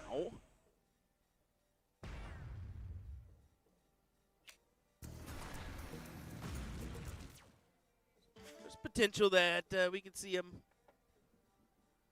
daughter-mother matchup. But you got to get the job done here if you're Lane and Glenn. That's a pretty good dart. That'll work. 172, though, is not a finish. Reminder of that in this master out format.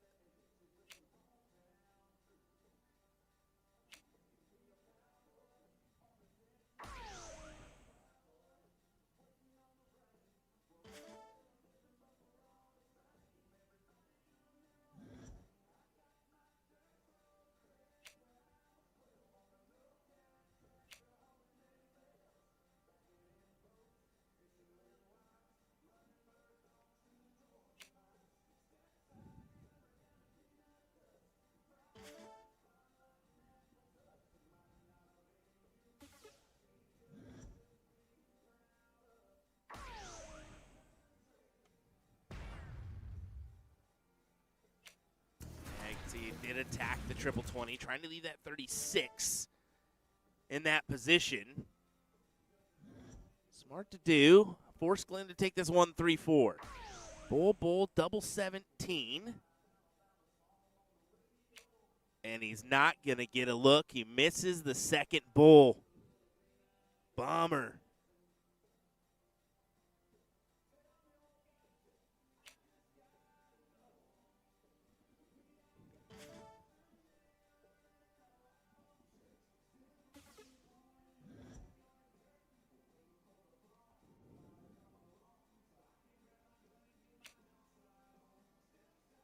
He's trip 19. You can see LJ step in like maybe she was going to need a little assistance with that one, but had the right idea in mind. Back to Lane at 61.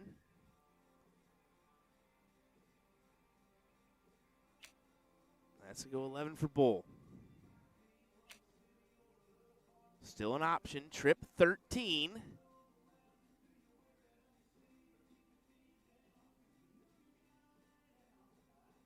And, oh, just below. Just below.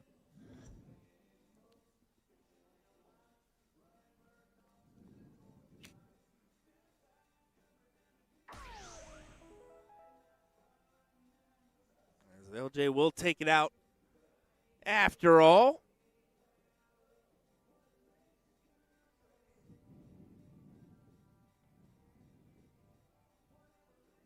And well off the mark for Glenn. This should be easily obtained by LJ, and yes, it is.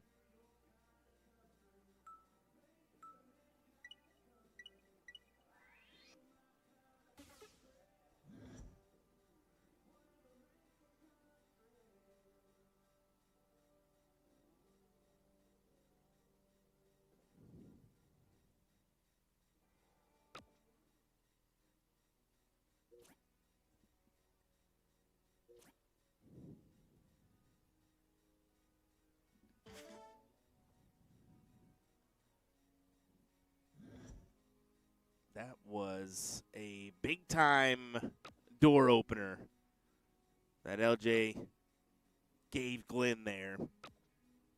And he's only able to grab the 3 singles. LJ better be thinking his lucky stars that that's the only outcome from that turn. Very well could have been demoralizing, especially after getting that diddle start. Casey with a clutch 5.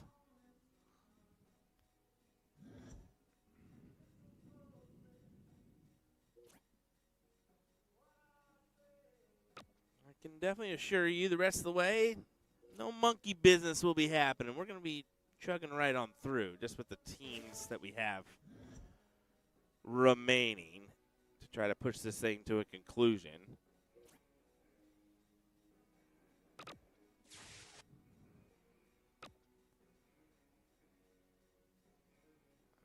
The Brimson Norman in that 5th, 6th.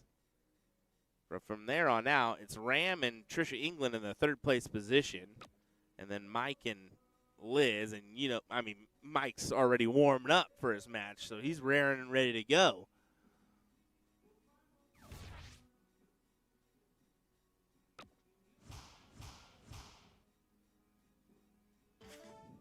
See the option from Glenn to avoid those 18s, go down to the 17s. Try to find your match on that number.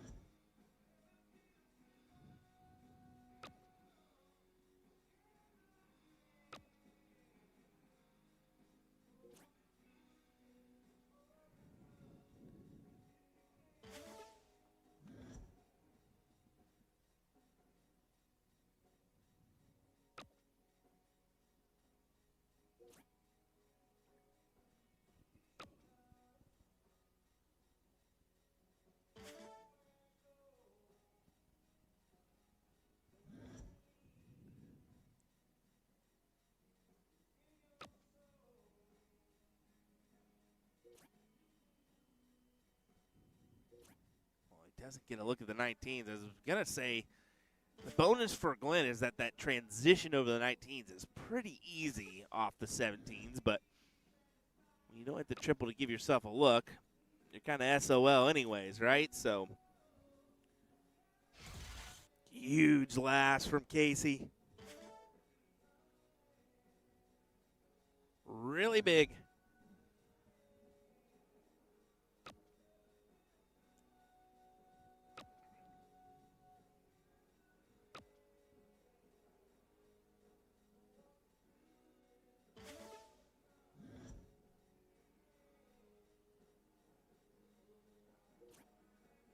I can say LJ going first start at the 17s. Kind of a split decision mindset as he ends up in the middle on the trip 3.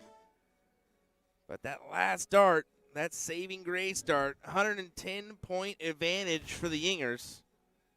Will it last? That it will. They'll maintain the advantage.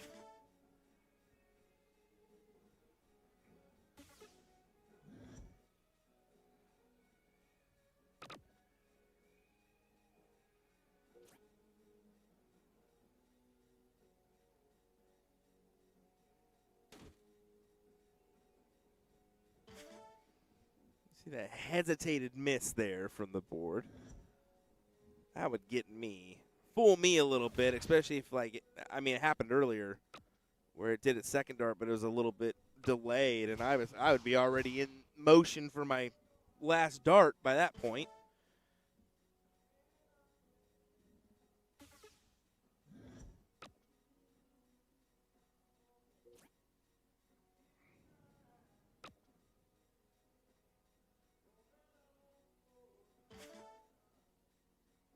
Man, these cricket battles tonight have just been chippy, chippy, chippy.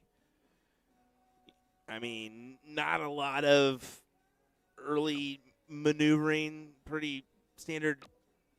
Let's point, let's point, let's point. Grab that 100-point lead and then take your shot.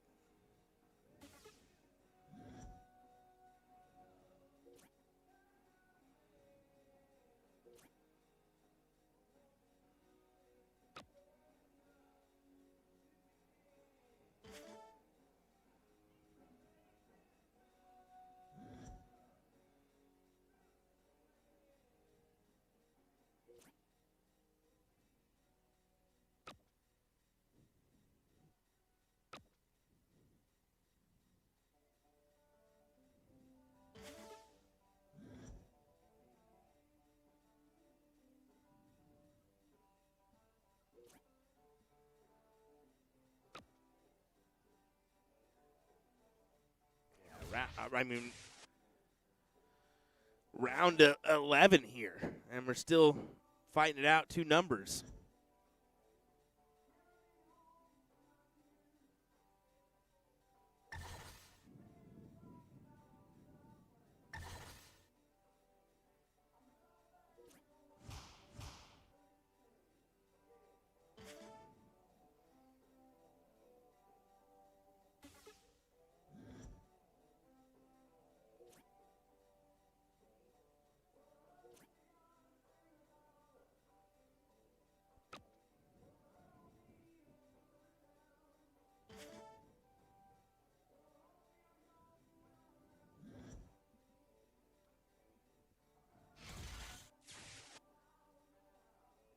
How about that from Lane? Closes the door immediately on the 19s and hammers in the big trip 18 as well. Good shots.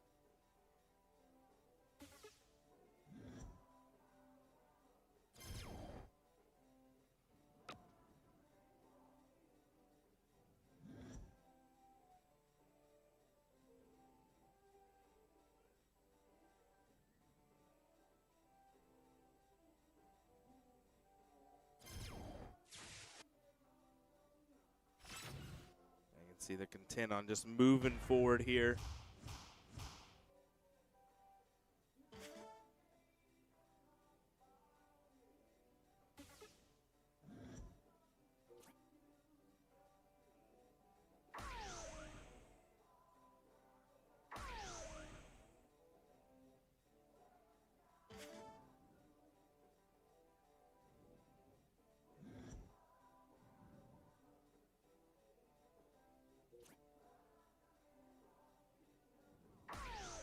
Those last few rounds from Lane and Glenn were money.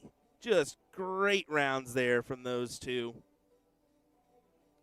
As they tie us up 1-1, we'll once again head to a last leg decider. It's been the story of the night. Last leg decider central.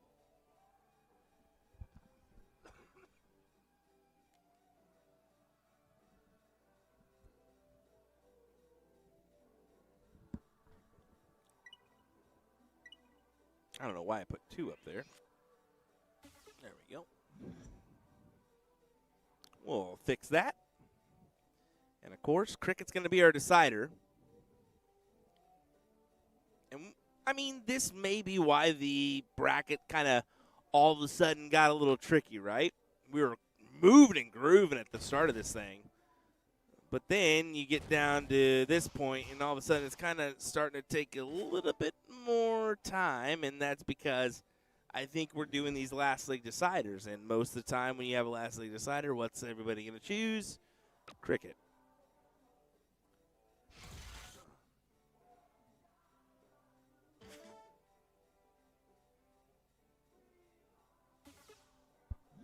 And as we've seen, most of these cricket matchups have gone into the 15 rounds plus.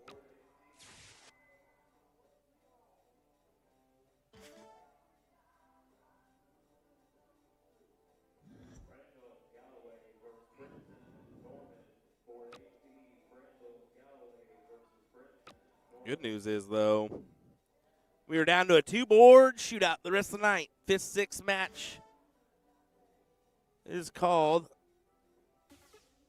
Reynolds, Galloway, Brimson, Norman. So we should be clear to kind of continue to bring you the action here this evening.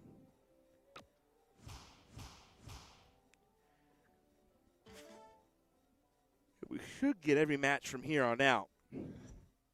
So this one, we won't count. So 5th, 6th, 4th, 3rd, and final. 4 matches left.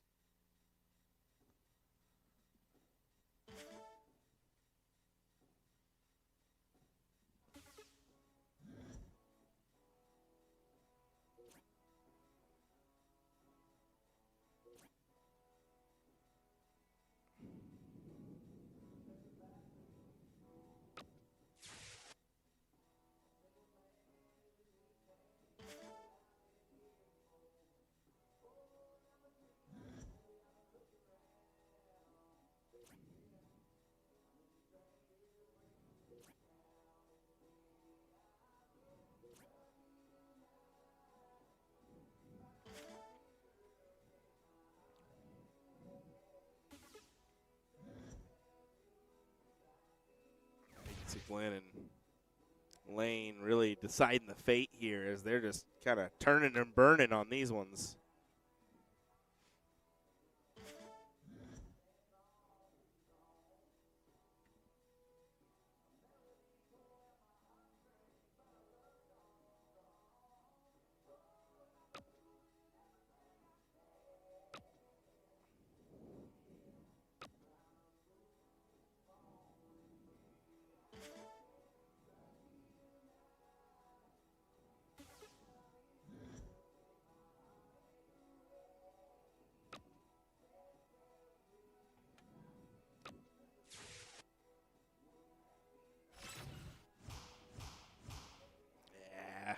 This should go the way of Lane and Glenn as they now find themselves 3 houses up. And just needing the 3 bulls.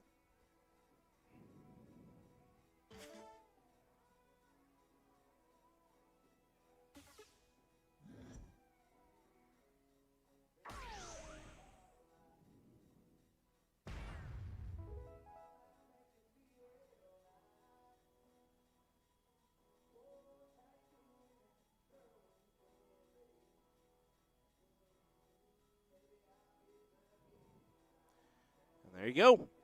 Glenn and Lane will keep on trucking on. Unfortunately, Mom is out, so we won't see that battle, which we thought we may get.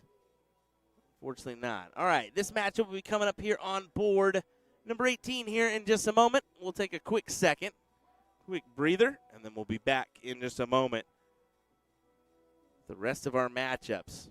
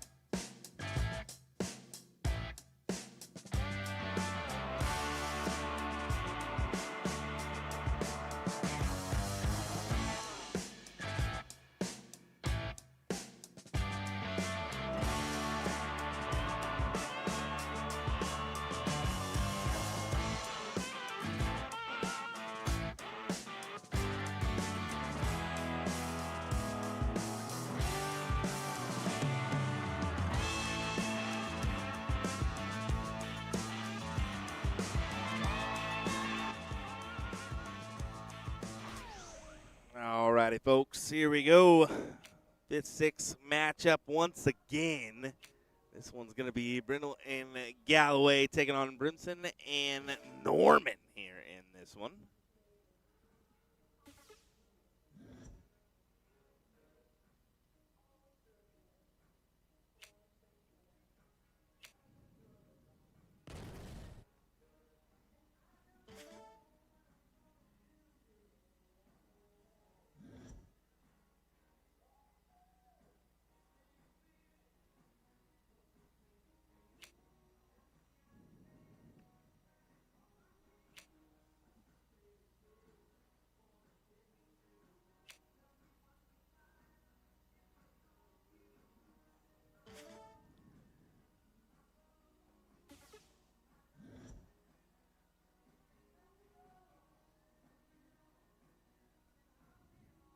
They're having a laugh there with their players.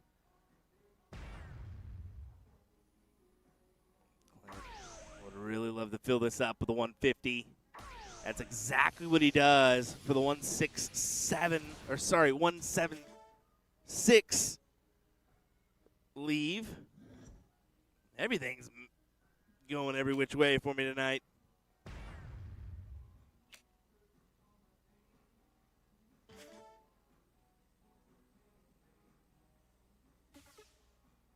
Let's see, Tracy Bryant, the guy that runs this whole show back there, supporting his players. Got quite a few in here. Fun fact, if you didn't know, all the money that goes into the Oklahoma Throwdown goes right back out to the players. Tracy actually informed me it cost him some money to make this event happen, so he's happy to do it. He loves the game. It's a good hobby of his, and he loves the people involved, so he's happy to put on these events and make sure that money goes right back out to those people that deserve it. How about this for a 161? 51 needed. How about that? We saw a 167 and a 161 tonight, folks. Excellent, excellent shooting.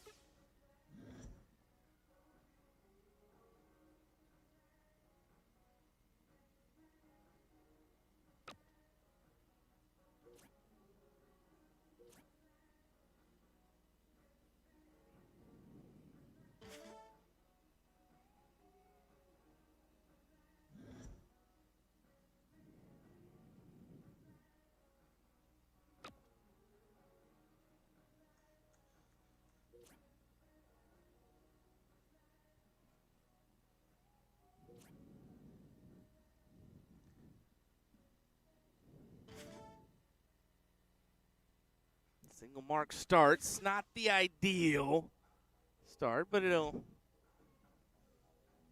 something to work off of.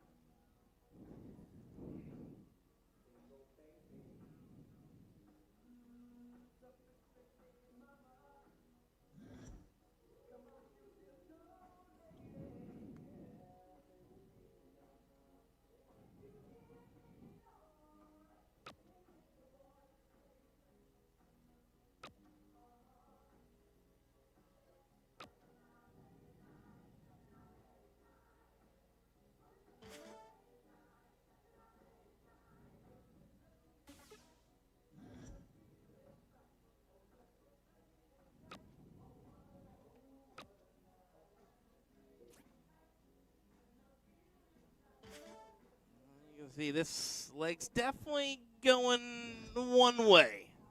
It's going towards Brimson and Norman here so far, as they continue to just maneuver around the board.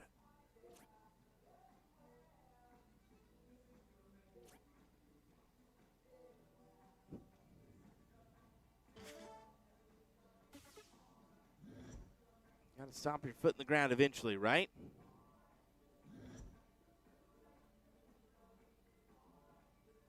Nope, nope, nope, nope. You're going to have to she extra push it. Nope. We're going to have to go back. We're going to have to go back, right? Right? Right? Am I wrong here? Yeah, I'm wrong here.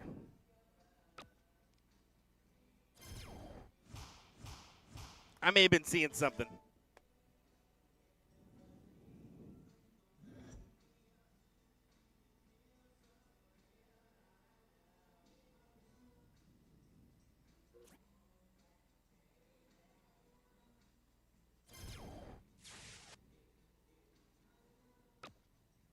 I guess it was just the backtrack that got me there.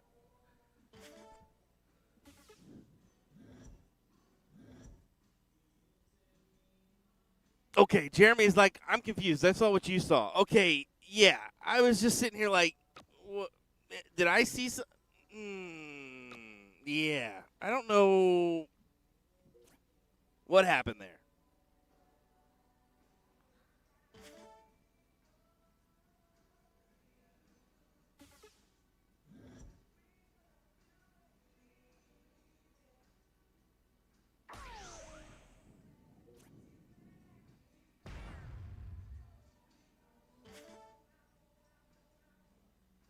Oh, that's what's going on.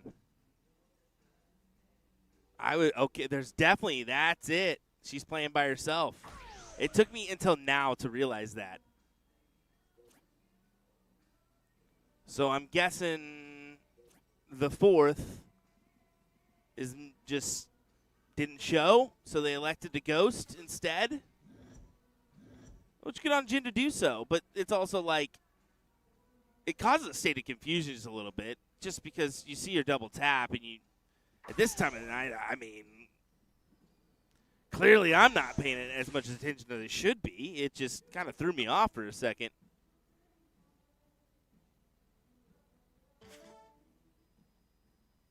Oh, she's definitely right, Jin. There's no doubt about it. She's doing the right thing. It just kind of, when you see the double tap, you're like, wait a second, what you doing?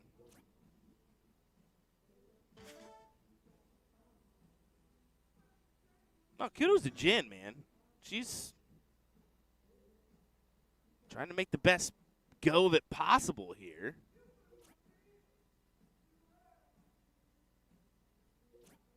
But I think there's been times where,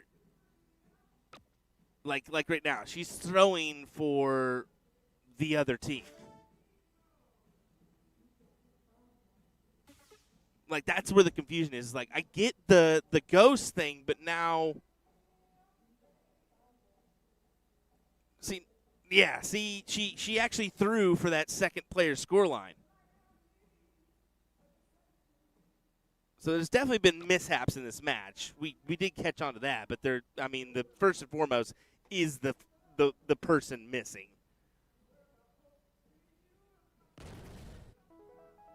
But yeah, there you go. I mean, what can you do in that circumstance where you're kind of ghost throwing? Still some money going the way of Jin. Hey,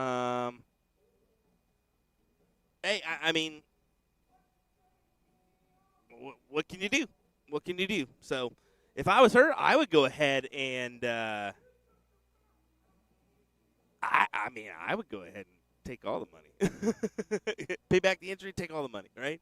Anyway, all right, we're going to keep on trucking on. We got fourth place match coming your way here in just a moment, folks.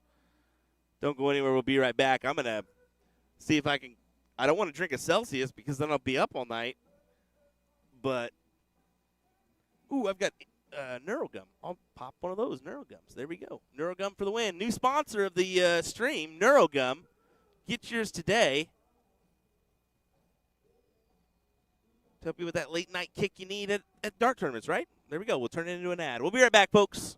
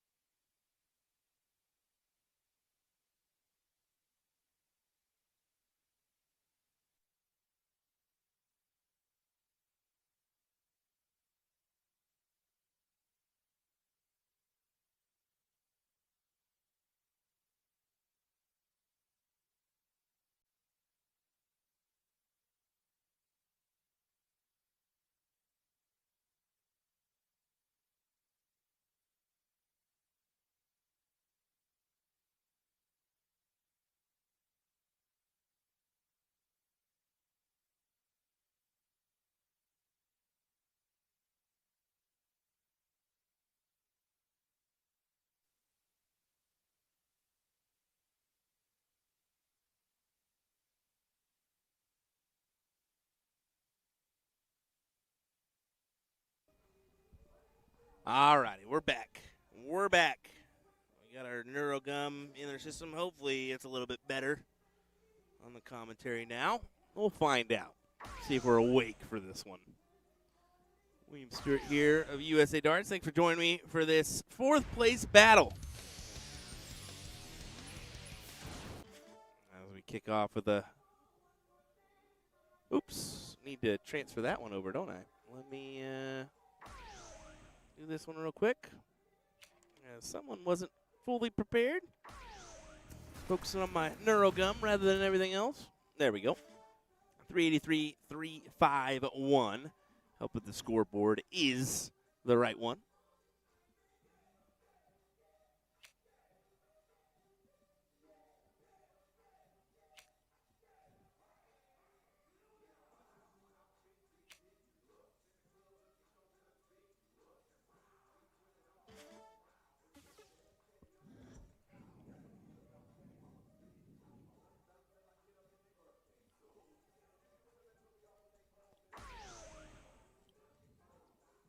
Going to be hoping for a 2-bull turn minimum. And he can't capitalize there. Leave himself at 201. Clint, decent ways back at 317. Would need to hit a 150 to leave a finish. And there goes that plan.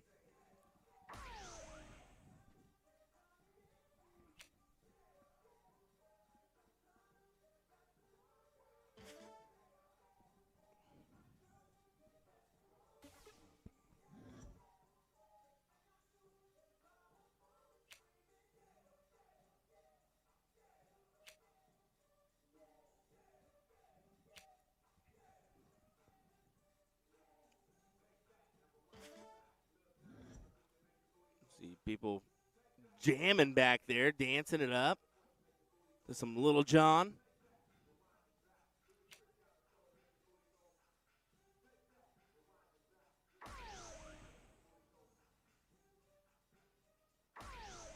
Well, hammers in another one to leave 129. Good stuff from Jin there.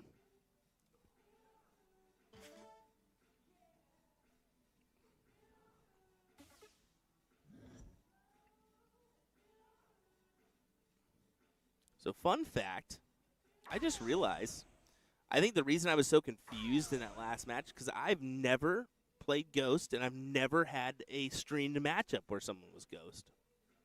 Never have.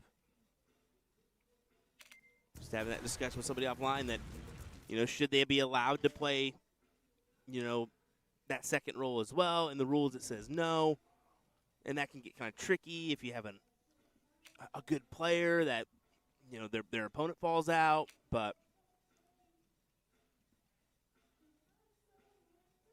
those situations, they do occur. We just saw it right in front of our face. 84 remains for Brennell and Galloway. 79 for Lysak and Richard. Triple 20. That's all right. Double top. You get 2 chances in this format. Master out.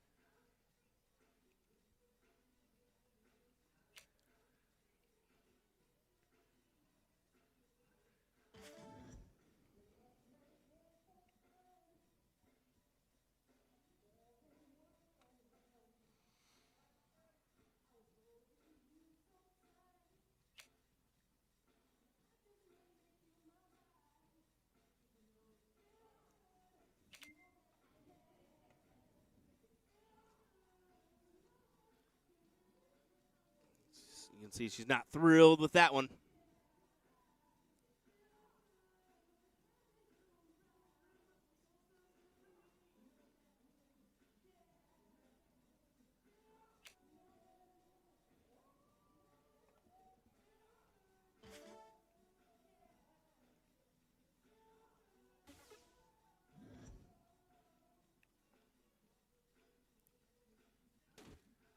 Outside. But gets it with dart number 2. 1-0 to the bottom score line.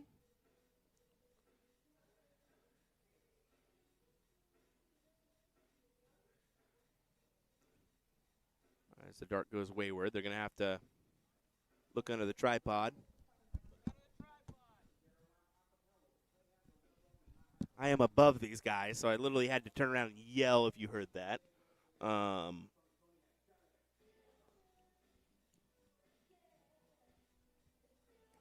Definitely an interesting spot to be for commentary because I feel like if I jump up and down, they're gonna hear me or feel it down there. Also, I feel like everybody's staring at me up here, to be fair. As I walk right in the hall, they can look right up and see me. Awkward. All right, back to this matchup. Here we go. Brandon Galloway, get the start. Going to try to make the best of it. 5-mark minimum. He'll best that with 2 darts. Why not just go ahead and fill it up? Big 9-mark.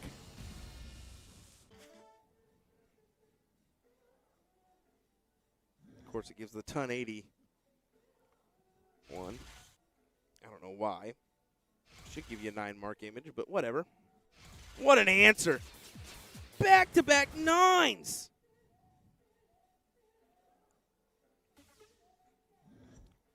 And you do see Lane jumping in there to grab the dart. I believe Glenn does have back issues.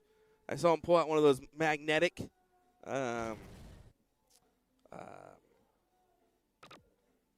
sticks, I guess, to pull out your dart from the ground. Some folks use those. Glenn definitely has one. So I've seen that a few times from Lane where she'll run in and grab that dart for him.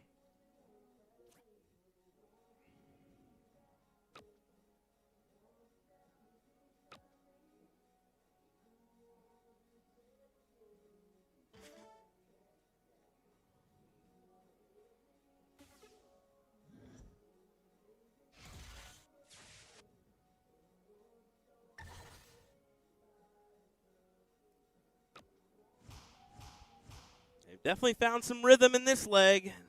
Look at them go.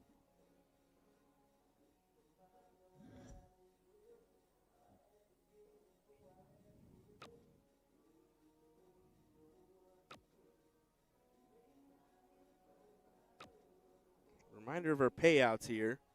$3,200 for first, $1,600 for second, $800 for third, and $400 for fourth place. So money, money, money, money. Time to give out some money.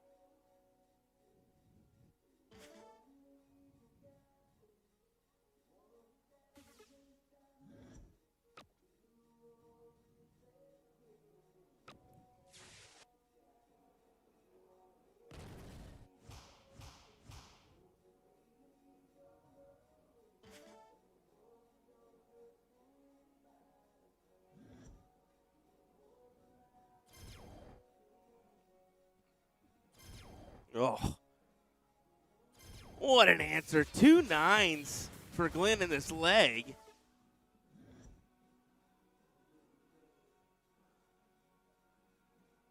Still the front runners in this parade is Brendel and Galloway. 320 with the 18s and 20s their way.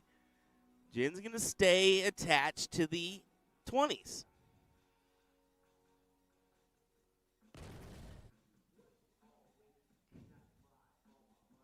I think it's very interesting. I have to mention it at some point. I do. I mean, it's unavoidable, right? Jin's, when she comes up to the throw line, she definitely stares into the board. Does not blink, similar to Richard Vinstra. If you know who I'm talking about from the PDC, he is known to, once he hits the Aki, does not blink, keeps his eyes on the target the entire time. Jin is straight up Richard Vinstra for me. Like, you can just see it.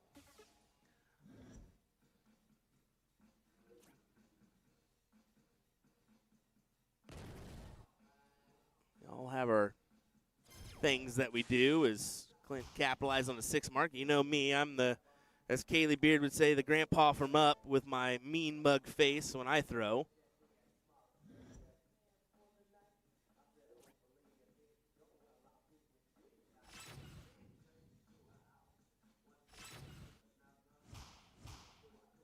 Yeah, watch this from Jen here. Once she approaches the throw line, there's the blink, but that was not a blink.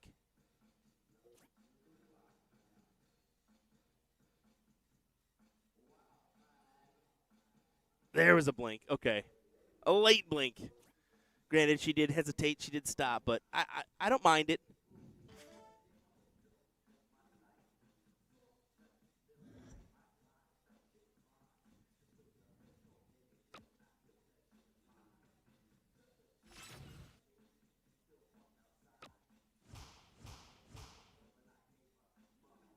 It's a good 5 to put yourself out in front. 480 plays 460. Clint should go ahead and grab that lead once again. Yeah, there's the triple 20. Elected to not take a look. Now, granted, you're only 40 points ahead, so it's a tight situation to do so. But you also have 2 houses. I don't know. Tempting. Oh. So he gets, he makes a smart play after all. You don't know what that opponent's going to do, but only a couple marks there from Glenn, so really not taking full advantage of that turn.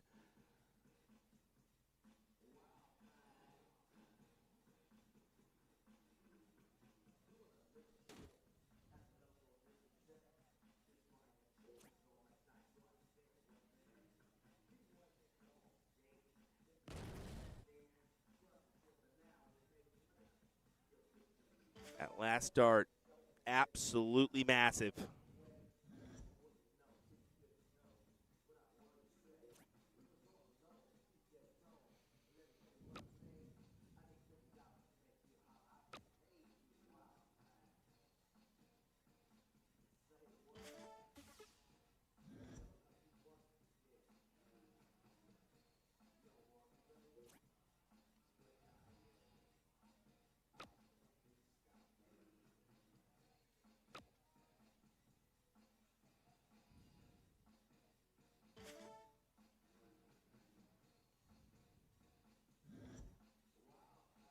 This is still open for Glenn here.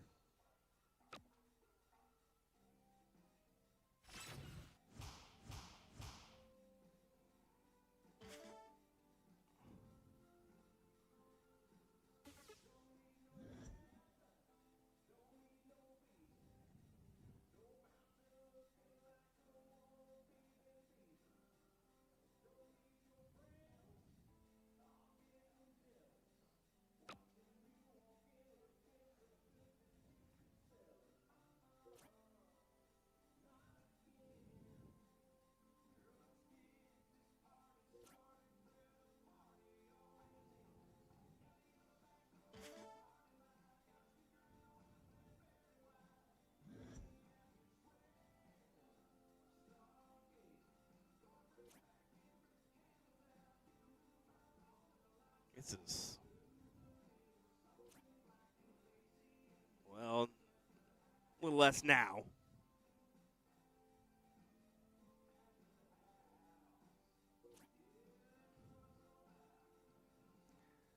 Really need to at least grab even a single 15 there, but now, he's going to close it. He needs a single mark. There you go. Now you just pad the points.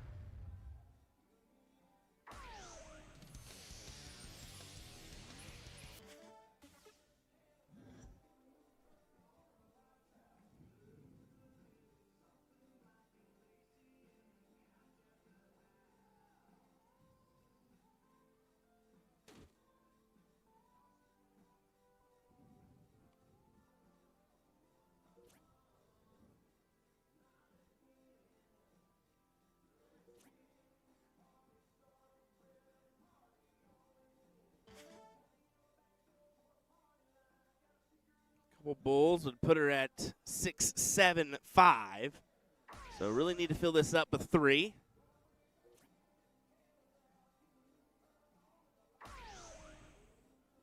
And it is only 2 after all.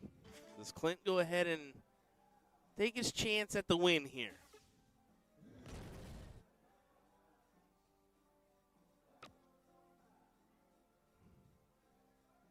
You can see he elected not to. The smart decision on staying on points.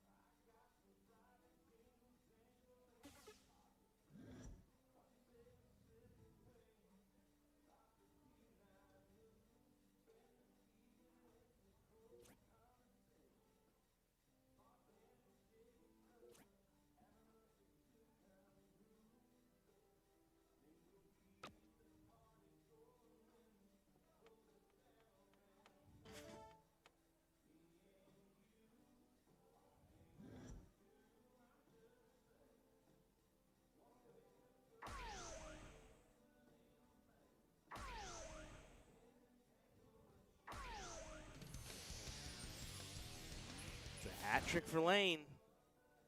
Similar to the situation earlier, 7-7-5, 780.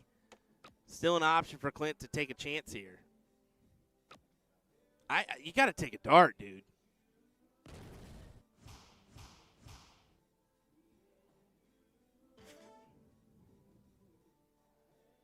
I get the push, the distance, probably the smarter play, but eventually you got to take a look. You keep giving him opportunities.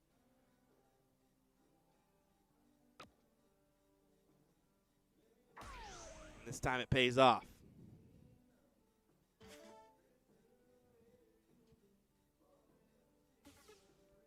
So rides the tried and true route on points to give Jen the option.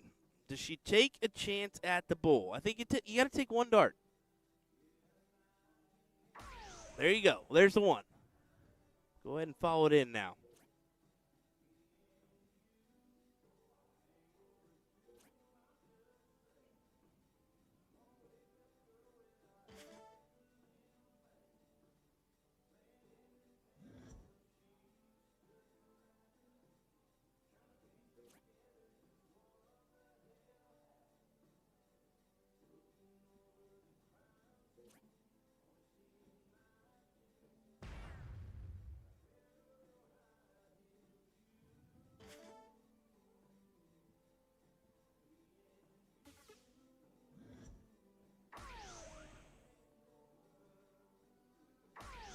There we go. That is the leg. And round number 19. One of those cricket matches that just seem to go past that round 15. We've had a ton of them tonight. Tied at 1 apiece. Glenn gets the first look at the middle.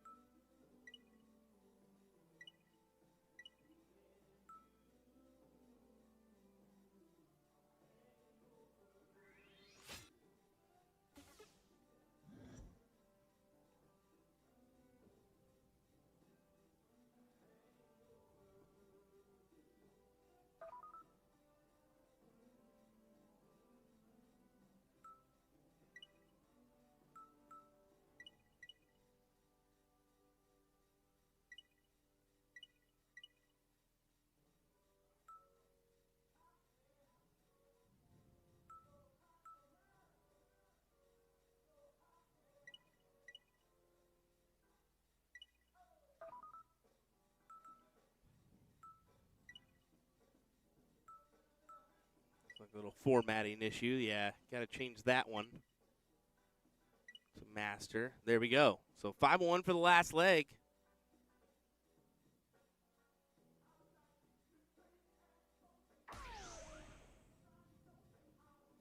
Interesting. Very interesting. Those of you seen cricket, we're seeing 5-0 this time, and look at that hat trick opener for Clint.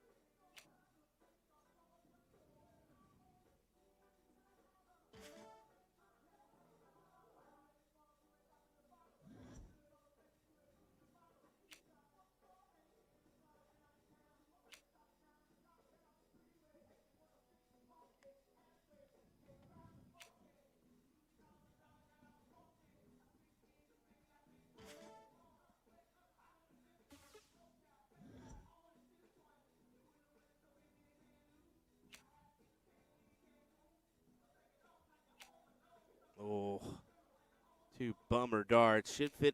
No, he won't even get the last one in. I'm like, there's plenty of space right above it. Use the first 2 darts and lift it, but this is, I mean, this is Glenn 150 written all over it. Glenn 150. Like I said, I mean, this is 150 written all over it. Perfect attack from Glenn. Granted, he's still on the outside of a checkout, but a really good dent made in this. Giving Lane the option to get this below a ton.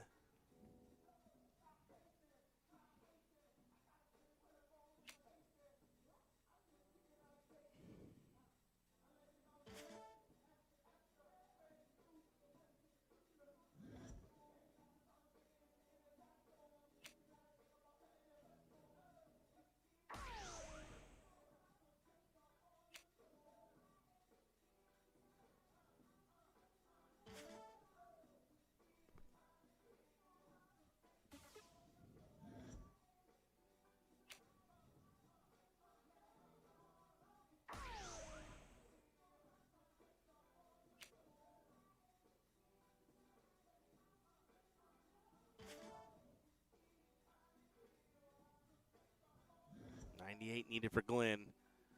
50 for 48 to take the match. Over to 32. Can't get it to go this time, but they'll return.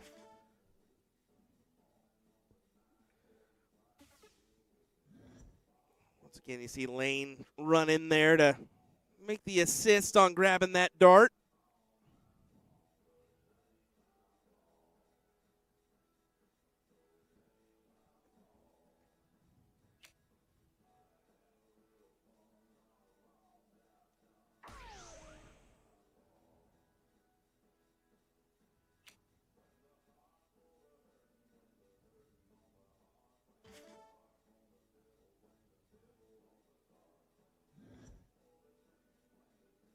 Wayne to be the one that gets the job done. 32. Have to go double-double now. Over the double 4. Oh, boy. Oh, boy. And she drops low, giving a look to Clint at 128. Bull, double 14. There's the first. There's the second. He had a look at double 14 earlier. He missed it outside. Can he get it this time? Yes, he can. What a check. And what a win for Brandel and Galloway as they'll continue to truck on in this bracket. They looked down and out in that leg, but somehow or another managed to scrape by after a 1-2 checkout. We move on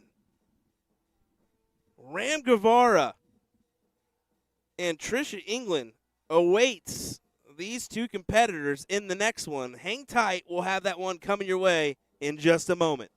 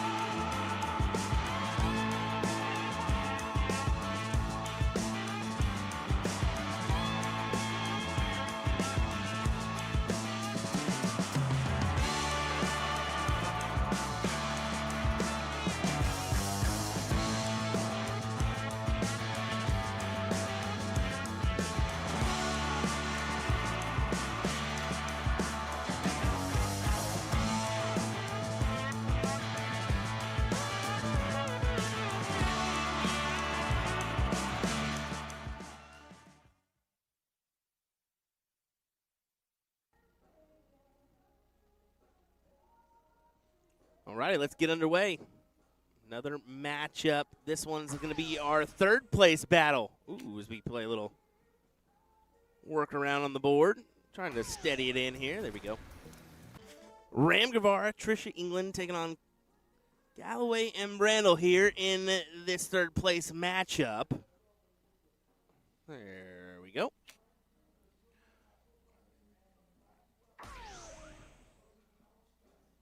Ram and Trish has had quite the wait. That'll be a talking point for both this match and the next one. They played their Hill matchup at 10 p.m. It is now 2:25 a.m. So, yeah, definitely a little bit of a wait. If I was Ram and Trisha, I would first thing I would have done, if I haven't ate, got some food. Second, nap time.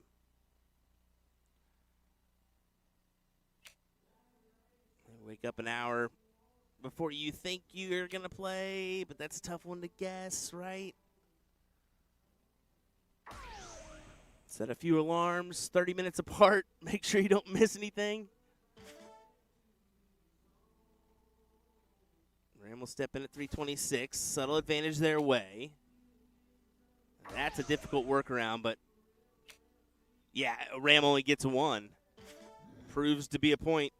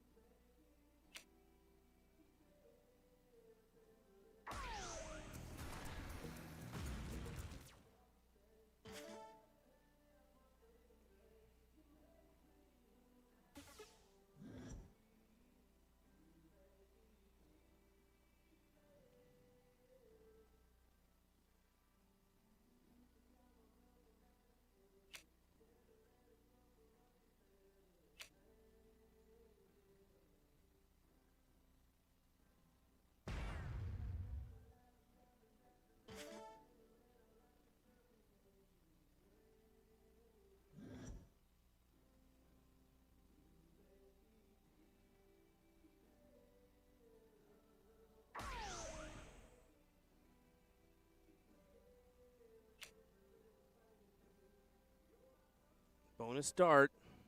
Get to a checkout. Well, barely a check. 167.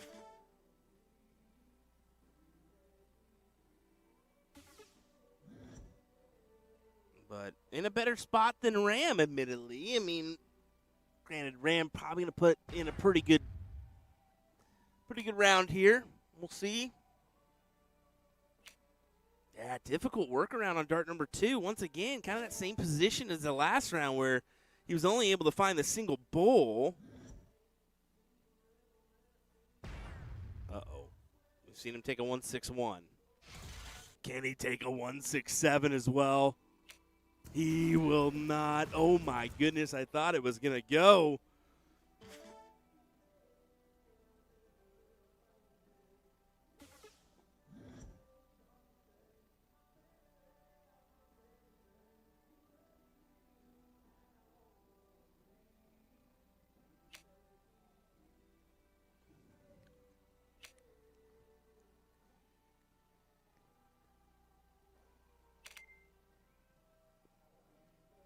The out won't go here. Jen getting a look at tops.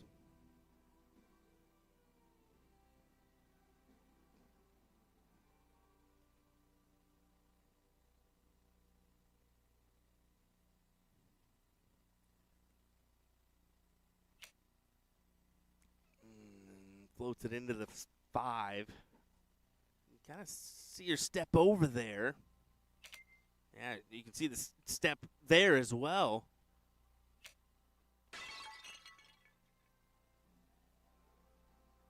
And unfortunate for her, with Ram behind you, you think this is going to go. You give it about an 80% likelihood, maybe even more that it's going to go. 15 for tops. It's his preferred in. It might as well be his preferred out.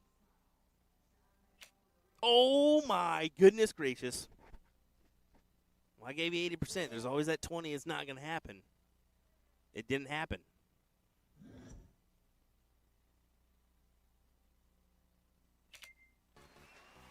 Wow. Galloway and Brandel grab the leg. 1-0. Ram wastes no time going to the diddle.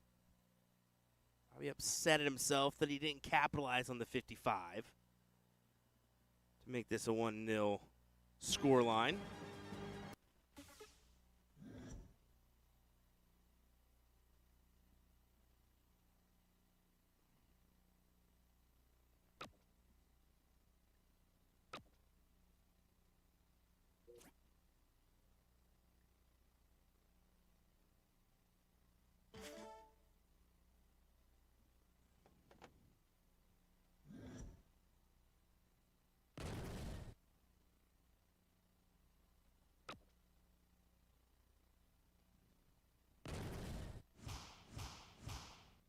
Way to capitalize on the miss from Ram. A few struggles at a big time in this tournament. Meanwhile, the team that's been rolling on this loser side just keeps trucking ahead. Clint with a massive 7 on those 20s. Jen, if I'm her, you go ahead and this is tough because you do have Ram behind you. You got to respect the 9. You almost got to take at least a look with one dart. Now back up. Well played from Jen there. Well played indeed. Exactly how I envisioned that one.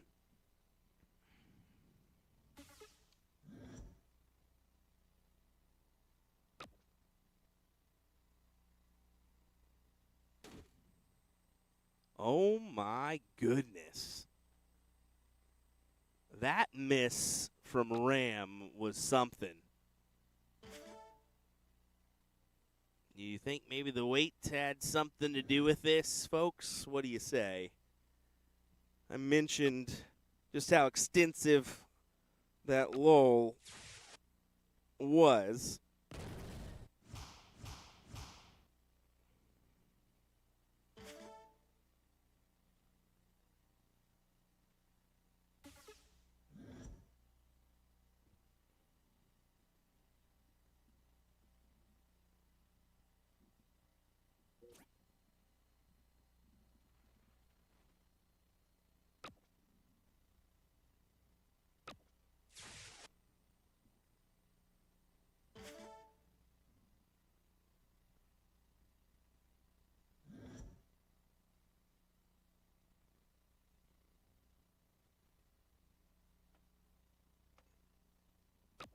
That point advantage for Brandon Galloway is big. Because even with the 9 mark here, Ram's not going to be able to sniff that score line.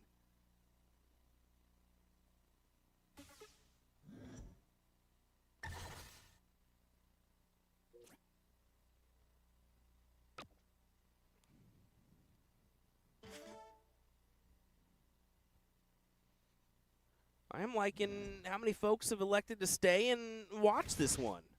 A lot of people that are already out, you'd assume like, we're going to go ahead and hit the hay. Nah, electing to stay and watch it out. You can see Miss Norman, Jim Spears, the Suttons are still here. A few others. Love that.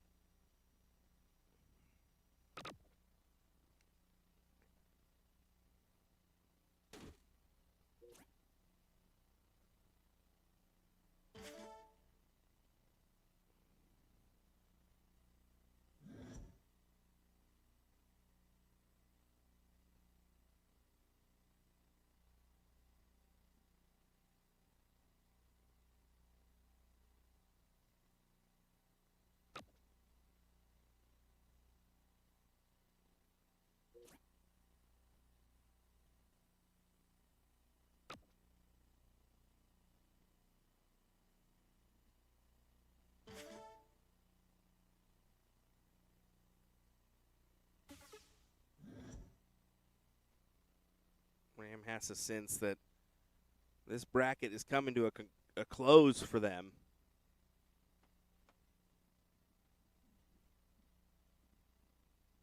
After having a sniff at a possible $3,200, now they're on the glimpse of a $800 finish instead.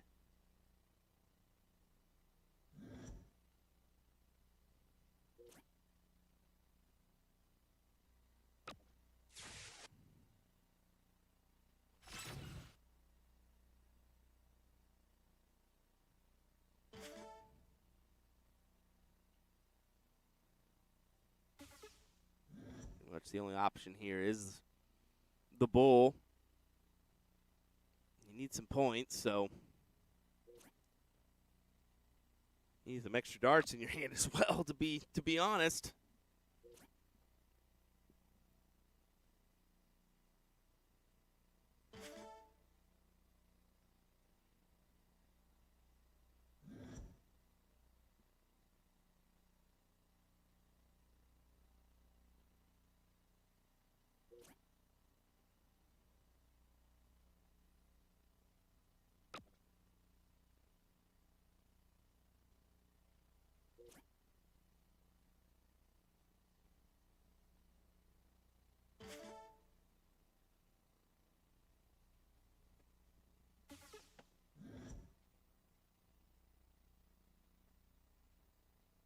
Ram steps in, needing 125. And he has not opened up the bulls for scoring, so 6 in the black would be ideal. As many as you can grab. It'll be 4.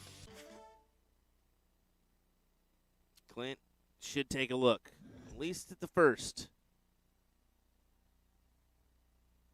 Sim and Ram have a laugh here. I think Ram was saying, just go ahead and hit that already. All right, now you maneuver. Yeah, you have to. With that first dart being where it is, you immediately look to the triples. Immediately. I cannot stress how many times we see this in commentary where that dart ends right on top of the bull, and most of the time the next two are nowhere near. They ricochet. They're well below. It's just a tough workaround.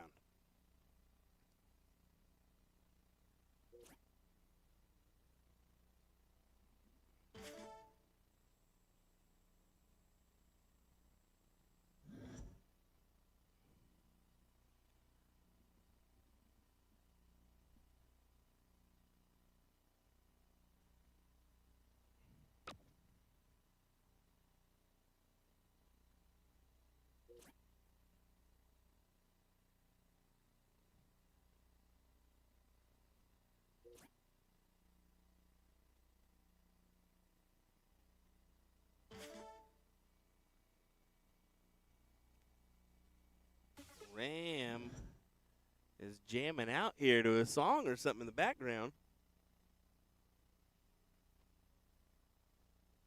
Oh, I'm pretty sure that's his beats. That's his beat.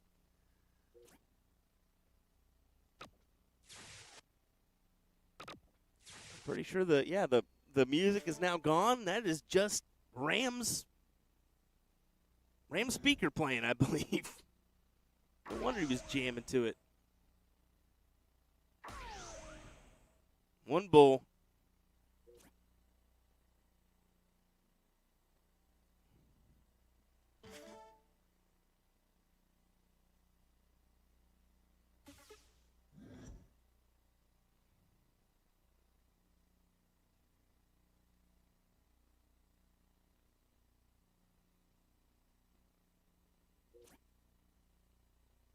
That's the most I've ever seen Ram dance in my life right there.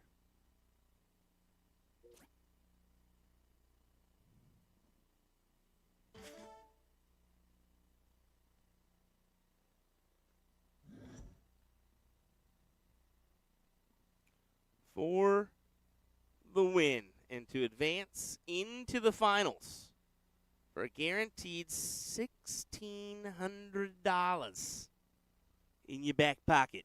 $800 a piece. Once again, another tricky workaround, but a little bit higher, so should be able to get this in. Should.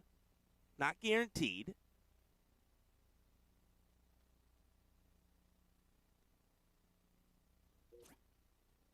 And it doesn't happen.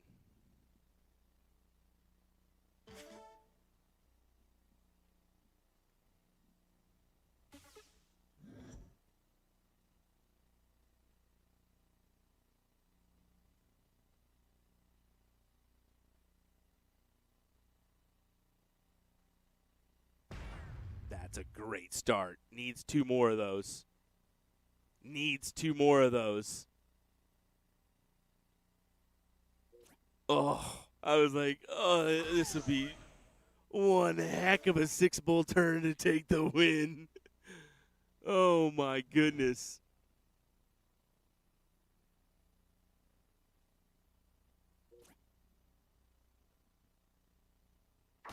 And there you go.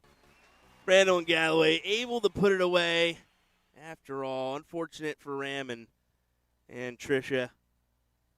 You got to think that weight may have had a factor there.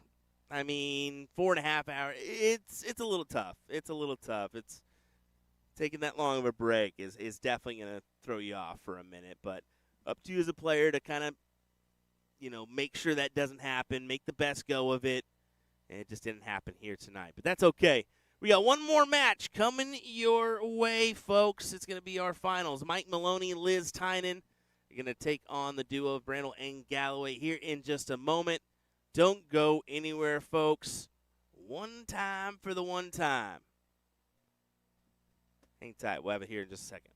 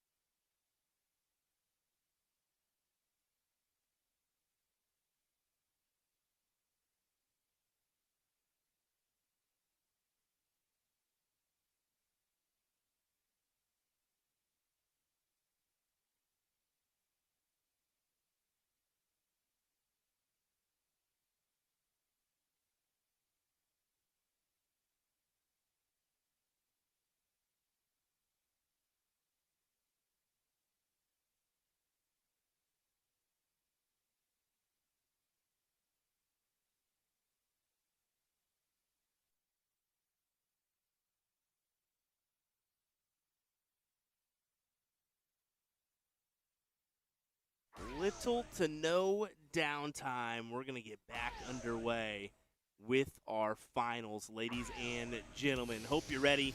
William Stewart here of USA Darts. We got a good matchup coming your way.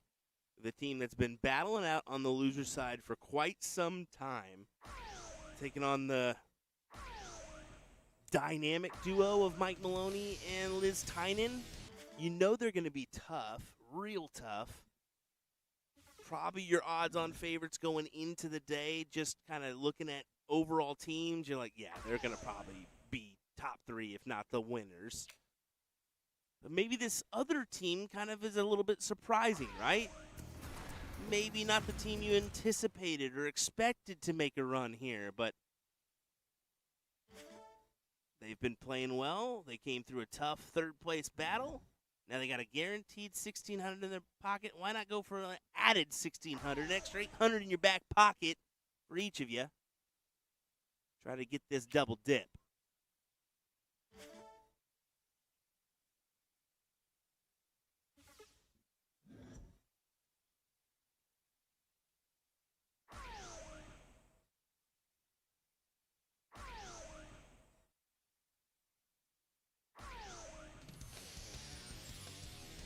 Another great hat trick.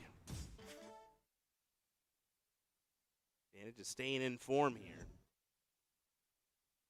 And being on that loser side, just continuing to rattle them off. Maloney follows it with a hat himself.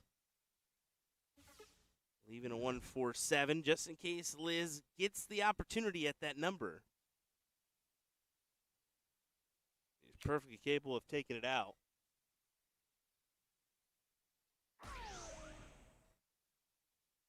Raymond's taking his speaker and half of Houston with him.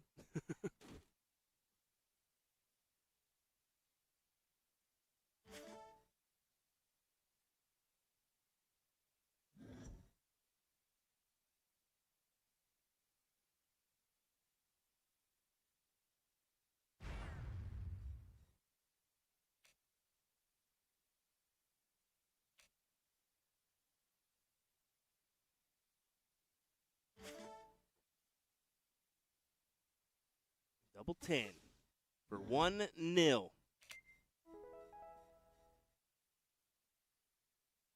Clint is playing strong, man. He is really playing well here.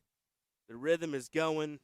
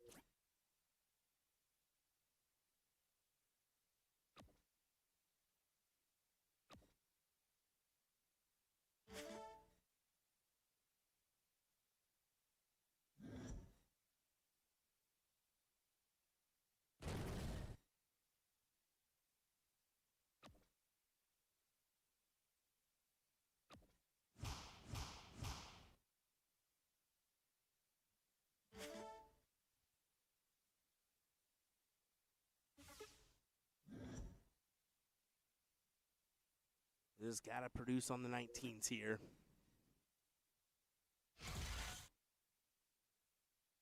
That will work. Good 6 mark. Just to stomp her foot in the ground and say, hey, I'm here as well.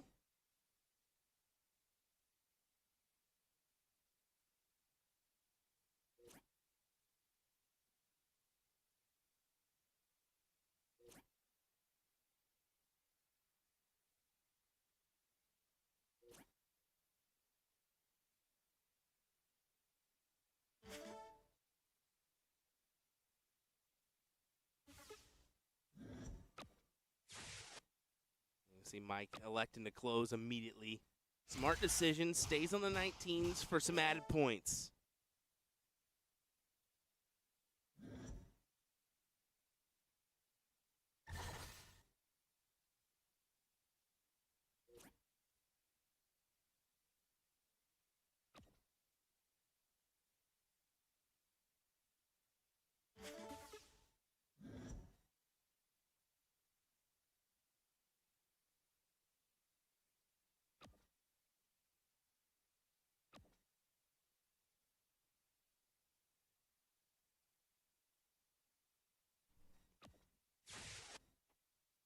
Just the close.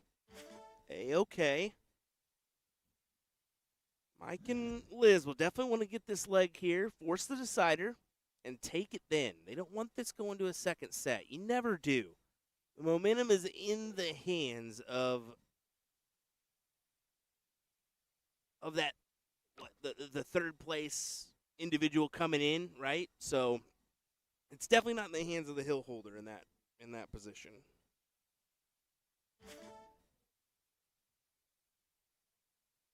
Well, and he's got that go-to scoring wedge, the 19s, in his back pocket if he needs it. But he's just going to go ahead and close the 17s there. He's frustrated about it, but, I mean, it works. It works. It doesn't allow Clint an opportunity to take a chance at the. Oh, he didn't even close them. I thought he did. Oh, my. As I'm leaned back in my chair, I guess I just didn't see that.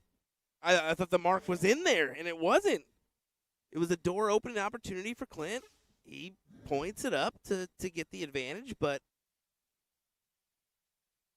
not enough where it should matter. Liz should retain. And close the app. There you go. So get rid of that 17.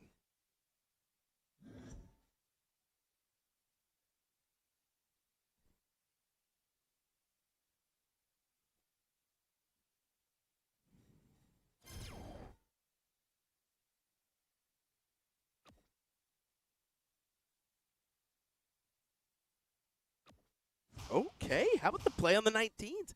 Gets the 16s, plays on the 19s with Mike behind you. It's kind of a risky play, but, I mean, especially down at points.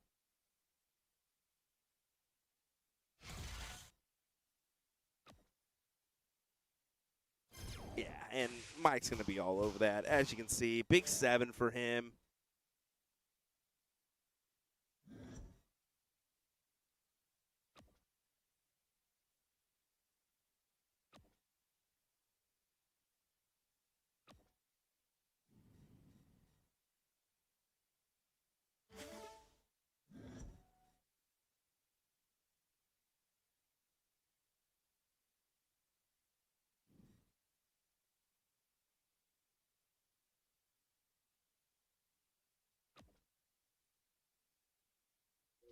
Liz just trying to 1, 2, 3 punch, but misses the second.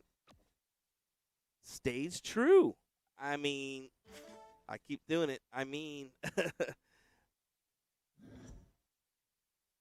the points works out to where it's no harm, no foul going at the 15s there.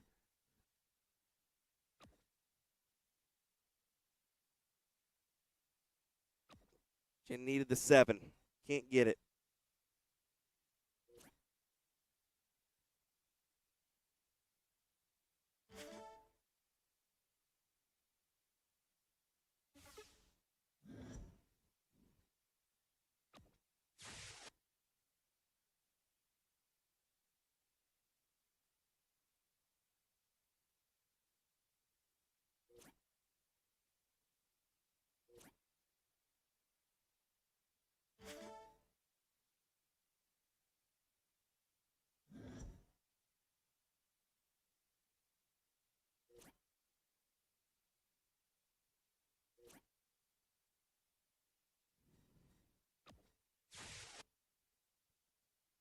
And you can see just elects to go ahead and close those 19s.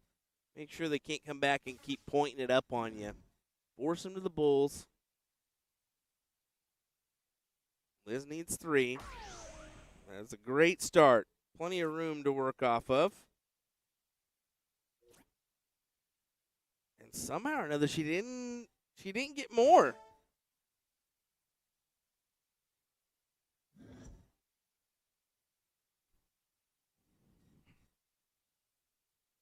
Jen would need 6 here.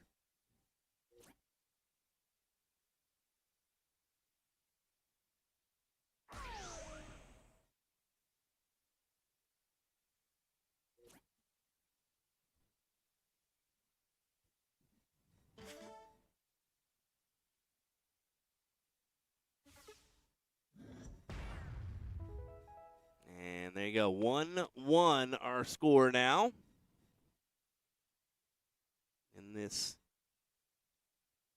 mixed doubles final at the Oklahoma Throwdown.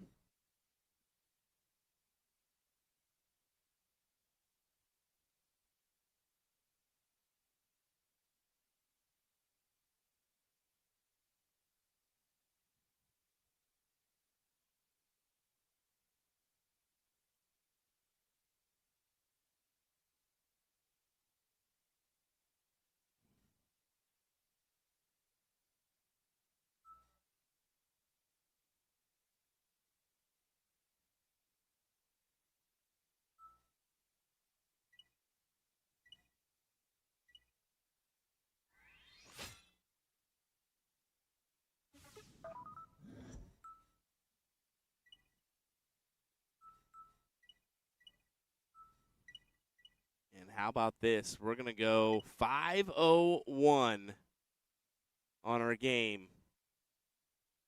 Look at – did you see that from Maloney? The look of nervousness on his face, like a little, I don't know about 5-0-1 here. And this has been Clint's bread and butter so far as he capitalized on, of course, a hat trick.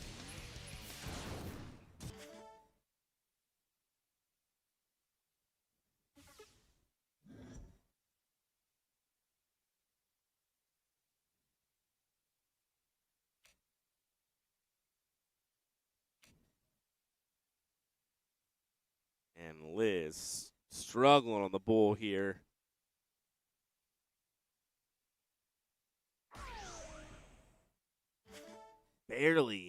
Barely gets that last dart into the bull. I mean, that was what, one hole inside?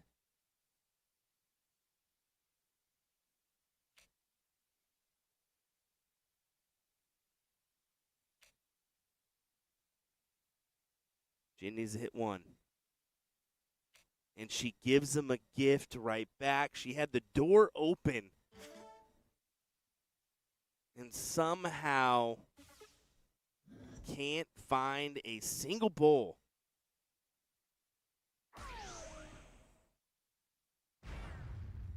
And you can see Maloney just a little bit more relaxed with this throw this round. Leaves the 1-6-5 finish, a checkout in this Masters format.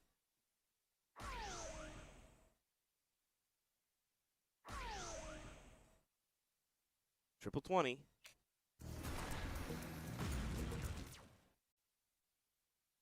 He can stay for the 170, I guess, but you got to capitalize and hit whatever you're going for. 20 probably the bad call there on my part.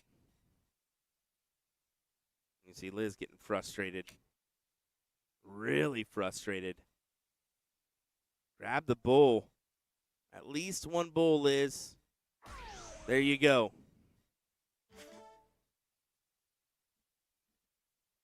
Give Mike. I mean, he's taking a 167, but give him the best chance possible. As close to a ton, if not below, is the best look.